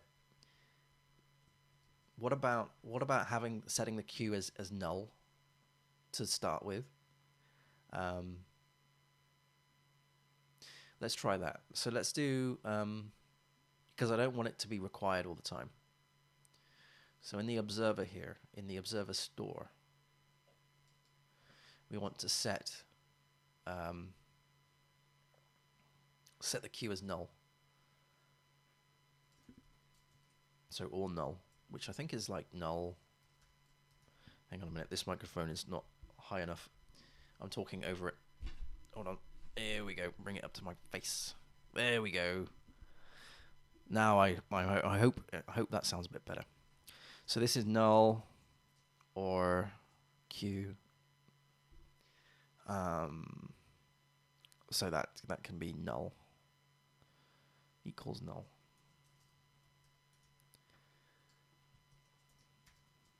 And then down here in the attach, we have if instance of observer interface and this, whoops, this queue is an instance of queue. There we go. Groovy. So that also returns a possible null. Cool. So in the index here, down here where we do get queue output, that should be okay because we're passing in the queue like that. But I'm hoping now we can run this and they all pass because now queue is null, which is great. We'll test queue. We'll test queue as well. So don't worry about that. So that's good. Okay, so that all works. Let me just run all the tests again just to make sure that everything is what I expect it to be doing. So we got 105 tests, 92%, 85% lines, Go to the code, go to src, go to sections, go to behavioral. We're dealing with the observer here. It's now down to 83%, 52% lines.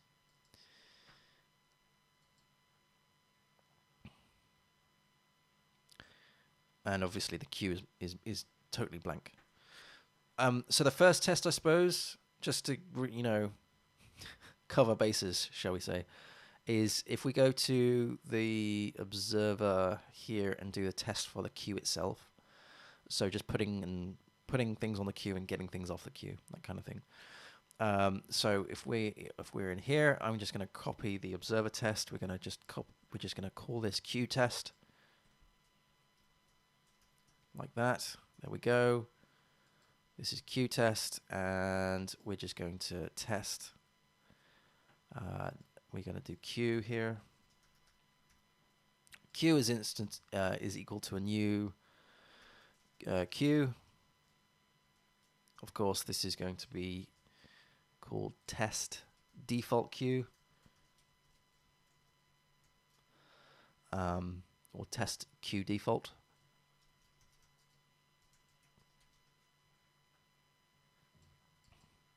So this should be an array.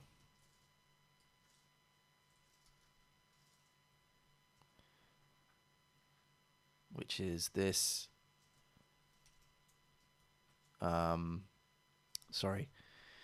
which is queue get output. Then we're going to create another one called send.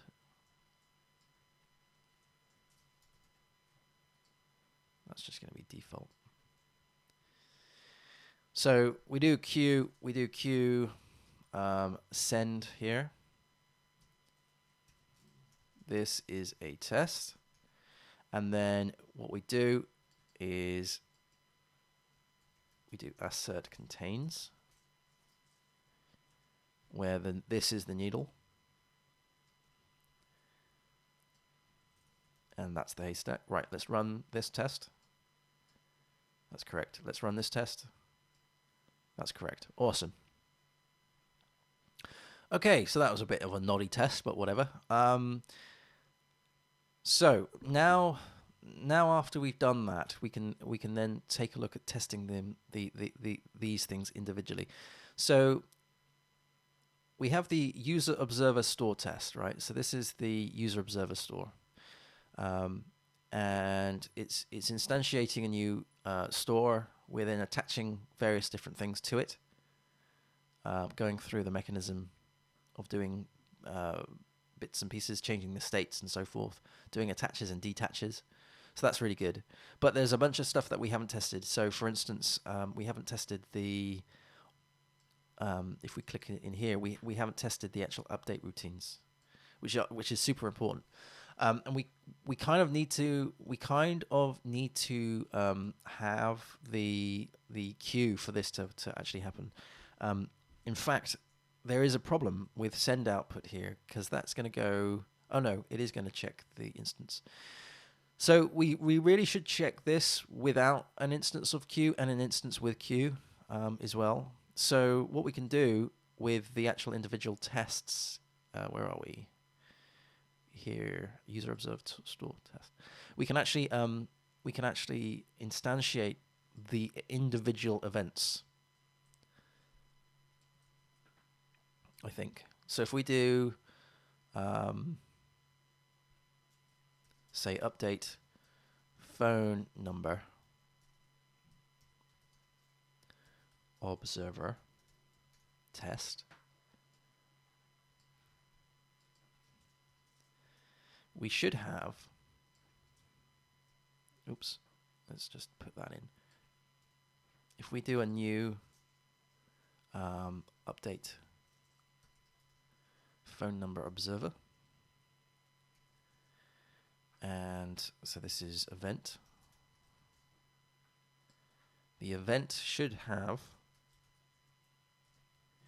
yes, it should have the ability to set the queue, update, and process. Okay, so we've dealt with process.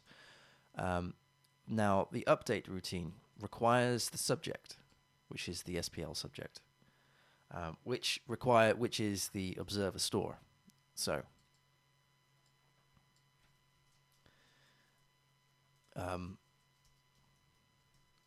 store is equal to new observer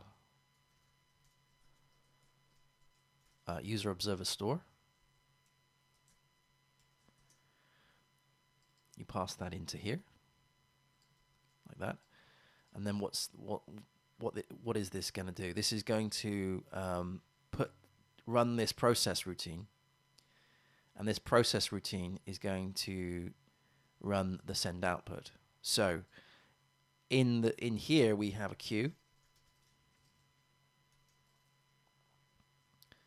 Now I tell you what, one thing we could do is do it without, because we're doing test default, we could do it without the queue. So let's do test without queue.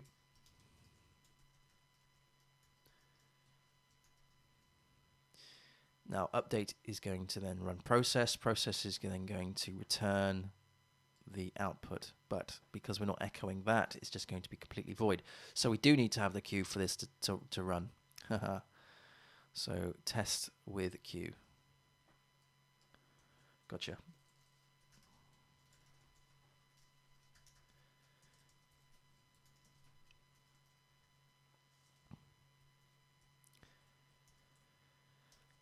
Okay, so now we do the update. We pass in the queue into here.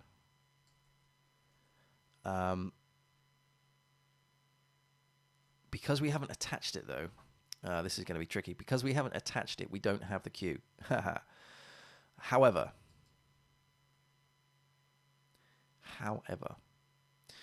we could do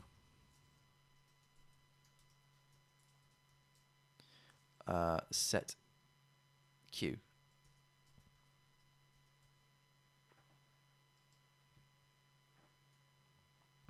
Now we do the update. So now can we do queue get output, and then here we do this assert is array.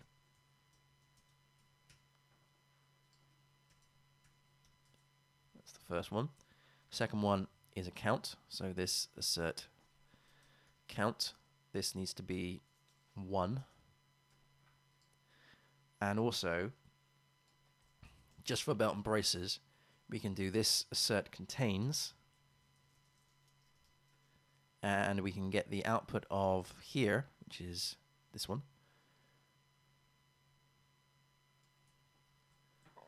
into there. Sorry, into here. Right, let's run this. Okay, so it's failed. Return value of how to code well. Get state. Must be type of int. Null is returned. Observer store. Okay, because what I need to do is set the state. Of course I do. So on update, what it's doing, of course, is it's checking that the state of the subject is. Oh, hang on. I should have gone back there. The state of the subject is event user phone number, which is 2. So in the test, I need to do store set state, which is 2. Okay, let's run this. There we go, it's passed. More of an integration test rather than a unit test, because we're testing all sorts of things here. We're setting all sorts of stuff up. Really, this should be in mocks, to be honest. We should mock this out rather than instantiate objects. These objects aren't that massive. So, but ideally, you would even mock out the store, set the state, and so forth. If you really think about what it is that you're testing, this isn't like the best way, but at least we can get to this point where we have the queue output based on all of this stuff. And I actually find that this is a nice way of just working out how all the objects hang together. So, yeah, Okay, so that runs, and if I was to rerun all the tests again, so if I did a run tests with code coverage, where are we at? 108 now, 93%.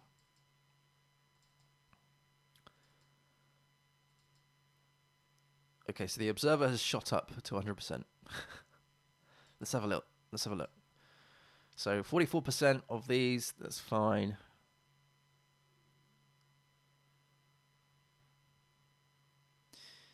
So these things are not the update routines haven't been checked on this one, and I believe on the email as well. Now, the way you would do this, the way you would just check those, is you would create a very similar set of tests and just change the number and then the output.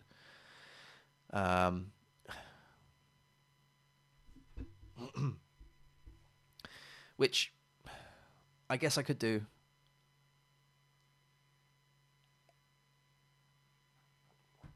But I think for now, I think that's okay. I think that's all right. Yeah. What's the time? Yeah, I think I'm going to shoot off in about 10 minutes, I believe. Get my dinner. Tomorrow I'm in I'm in a well, I'm seeing clients, so tomorrow I'm traveling, so I need to get a nice sleep tonight. An early night would be glorious, and a long rest, because I'm off to see a client tomorrow. Lots of traveling, hours and hours of traveling, early mornings, early start, Monday morning, not great, and then I'm attempting to go to the gym afterwards. I've signed up to a gym. I have. Yes, I want to try and get fit. I want 2020 to be the year where I actually get fit again. I used to be really big into running. I won't go to that extreme. I used to do like races and stuff. I don't think I'm going to get to that point, but I just want to get my fitness up and better than it currently is, and I want to get rid of this damn cold that I've had since about November. It's no, I had it at December, didn't I? It was Boxing Day. I woke up feeling really groggy, and every day since I felt really groggy.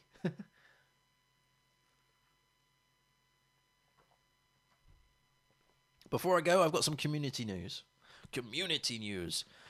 So, How to Code Well is motoring on really, really well. In fact, last week, or this week, last week, a few days ago, we reached 10,000 YouTube subscribers, which is super, super cool. I'm going to just put in the YouTube channel in the links here in the chat. YouTube. So youtube.com/howtocodewell, which is, I'm so happy it's reached 10,000. Such a great sort of achievement. I'm super happy with it. It's just going to get better and better and better. And the podcast that I do every week on the Fridays, that all obviously gets put to YouTube as well. So you have the audio version and the YouTube version. That's doing really well. The podcast is doing incredibly well. Far better than I ever thought it would. Which is really, really good. Really, really good. So everything's going really well. And I'm also speaking to various people about, sponsorship and other things on the channel as well. So I'm hoping that things will happen. And there was one thing that happened. I did a video for a blog, which happened the other week, which I'm really chuffed about and how that went. So yeah, things are going really, really, really, really well. Really, really busy. And yesterday I was in the office, here, doing recording. I did a ton of recording and a ton of editing. The whole day was chocker. I got up at like 7:30, and I didn't come out of the office until about 7:30. you know, to have Saturday evening. So I'm hoping that because now I'm super busy with client work, I'll have enough stuff to sort of keep me going. You know, I've uploaded the video, so it's a case of going through the meta information and tinkering with the thumbnails and stuff, which I can do one evening, which is great. And then that should carry me through this insane period of time, because I need to be, you know, obviously super careful with the How to Code Well, make sure it doesn't bleed into the freelance work. So How to Code Well is primarily evenings and weekends and mornings as well, because of the live streams. I should include those mornings too. So I'm super busy in every direction at the moment. Which is a nice feeling to have. I feel like I'm at capacity now, which is great. I think if I was to take on anything else, it would be tricky, and I think that there's a little bit inside of me that says I could probably take something else on, but I think because of my health, I want to keep it at, you know, at this level, and I'm using the gym as sort of my time. I kind of agreed with myself that if I was to take on any more work, then I would also need to take on some time for myself as well. You know, otherwise I'll just fall into this black hole of time where everything would just be consumed, and I wouldn't have any time for myself. And I wanted the time for myself to be healthy time. So that's what the gym is about. So that's what I do. So yeah, that is it. It's been a great stream. We've covered a lot of ground. I think that we're now to the point where we're ready to continue on with finishing off the behavioral patterns here. So we've done chain of responsibilities, command, iterator, mediator, memento, null object, observer, state, strategy. We haven't done specification. We haven't done visitor. And have I done the template? Oh, I've done the template, but I haven't tested it. So there is one thing I need to test here, which is the form validation. So maybe in the next stream I'll test the form validation. And looking at this, I don't think it's terribly tricky. It's it's an interface called validate, and then the way you would validate them based on the... Yeah, so I think we'll test that on the next stream, which means that on the Thursday stream, we should be able to crack on and get either the state done, or the specification, or the visitor done. That would be good. So yeah, next stream, I'm going to be testing the template out, and then after that, we're going to do the visitor or the specification. And then hopefully sort of come mid-February, I guess, or in a few weeks' time, because I'm traveling and stuff, we should be able to draw a line under the behavioral test, behavioral design patterns, and then move swiftly on to the creational design patterns. With that, I've got builder, pool, and static factory and abstract factory to do, I think. Yes. And then after that, of course, we've got the structural. So there's quite a lot of structural stuff. Bridge, composite, data mapper, dependency injection, which I've kind of done in these. Facades, which I've also done a little bit of. Flyweight, proxy, and registry. So yeah, there's an awful lot of content coming through. It's being done on this. Also, I should say that there is a code challenge. I do a code challenge every month. And people on the Discord server, they put in their sorry, I'm losing my voice. They submit their GitHub link of the code challenge, and then what I do after every month is I review the code challenge live on Twitch. So this is happening on the first weekend of February, and I'll just put in the excuse me, code challenges.howtocodewell.net. This is the site. I'll put this into the chat if anybody is interested. So it uses various different levels of complexity, and they get progressively harder. So this happens every month. The first level is to create a JSON form configuration. So it's a JSON file, if you will, that has configuration for form validation. So, for example, the form must include a first name and a last name. These are text boxes. The first name must be required, whereas the last name must be optional.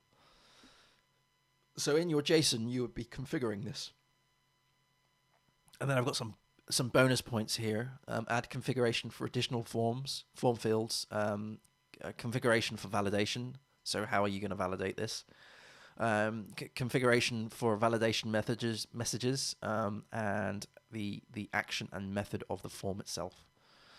And then level 2 is to convert this JSON configuration into an actual HTML form using either JavaScript or PHP. Level 3 is to handle the submission via PHP. So when you submit the form, the values are read into PHP, and then on level 4, the last one, is to then convert this into an XML file. So when you submit the form, an XML file should be created. So create an XML file per submission, which stores the values, and then the XML file should have a timestamp as the file name, which means that for every submission you get a new file, because it would be having a new timestamp. Design the code and config so that form fields can be configured differently without altering the PHP code. That's the bonus there. And then you submit your challenge. That takes you to the invite of the Discord server. If I click on this one, for example, you should go to howtocodewell.net /Discord. And there's sort of like 3 tiers. You can join for free if you want, or if you want to join for £2 a month, $2 a month, you get extra bits and pieces. So you get access to the pro user chat channel, the town hall, which is a voice chat channel that I hold every month as well. And then you have the welcome pack with stickers as well. And if you have the $10 a month, you get early access to the YouTube content that I produce. So do submit your challenges and check this out. So anyway, I'm going to shoot off and get my dinner. But anyway, happy coding, everyone, and I'll see you again soon. Oh, actually, before we go, no, just looking at my notes. That is it. That is what I wanted to talk about. Yeah. So anyway, happy coding, everyone. I'll see you again soon. Cheers. Bye bye.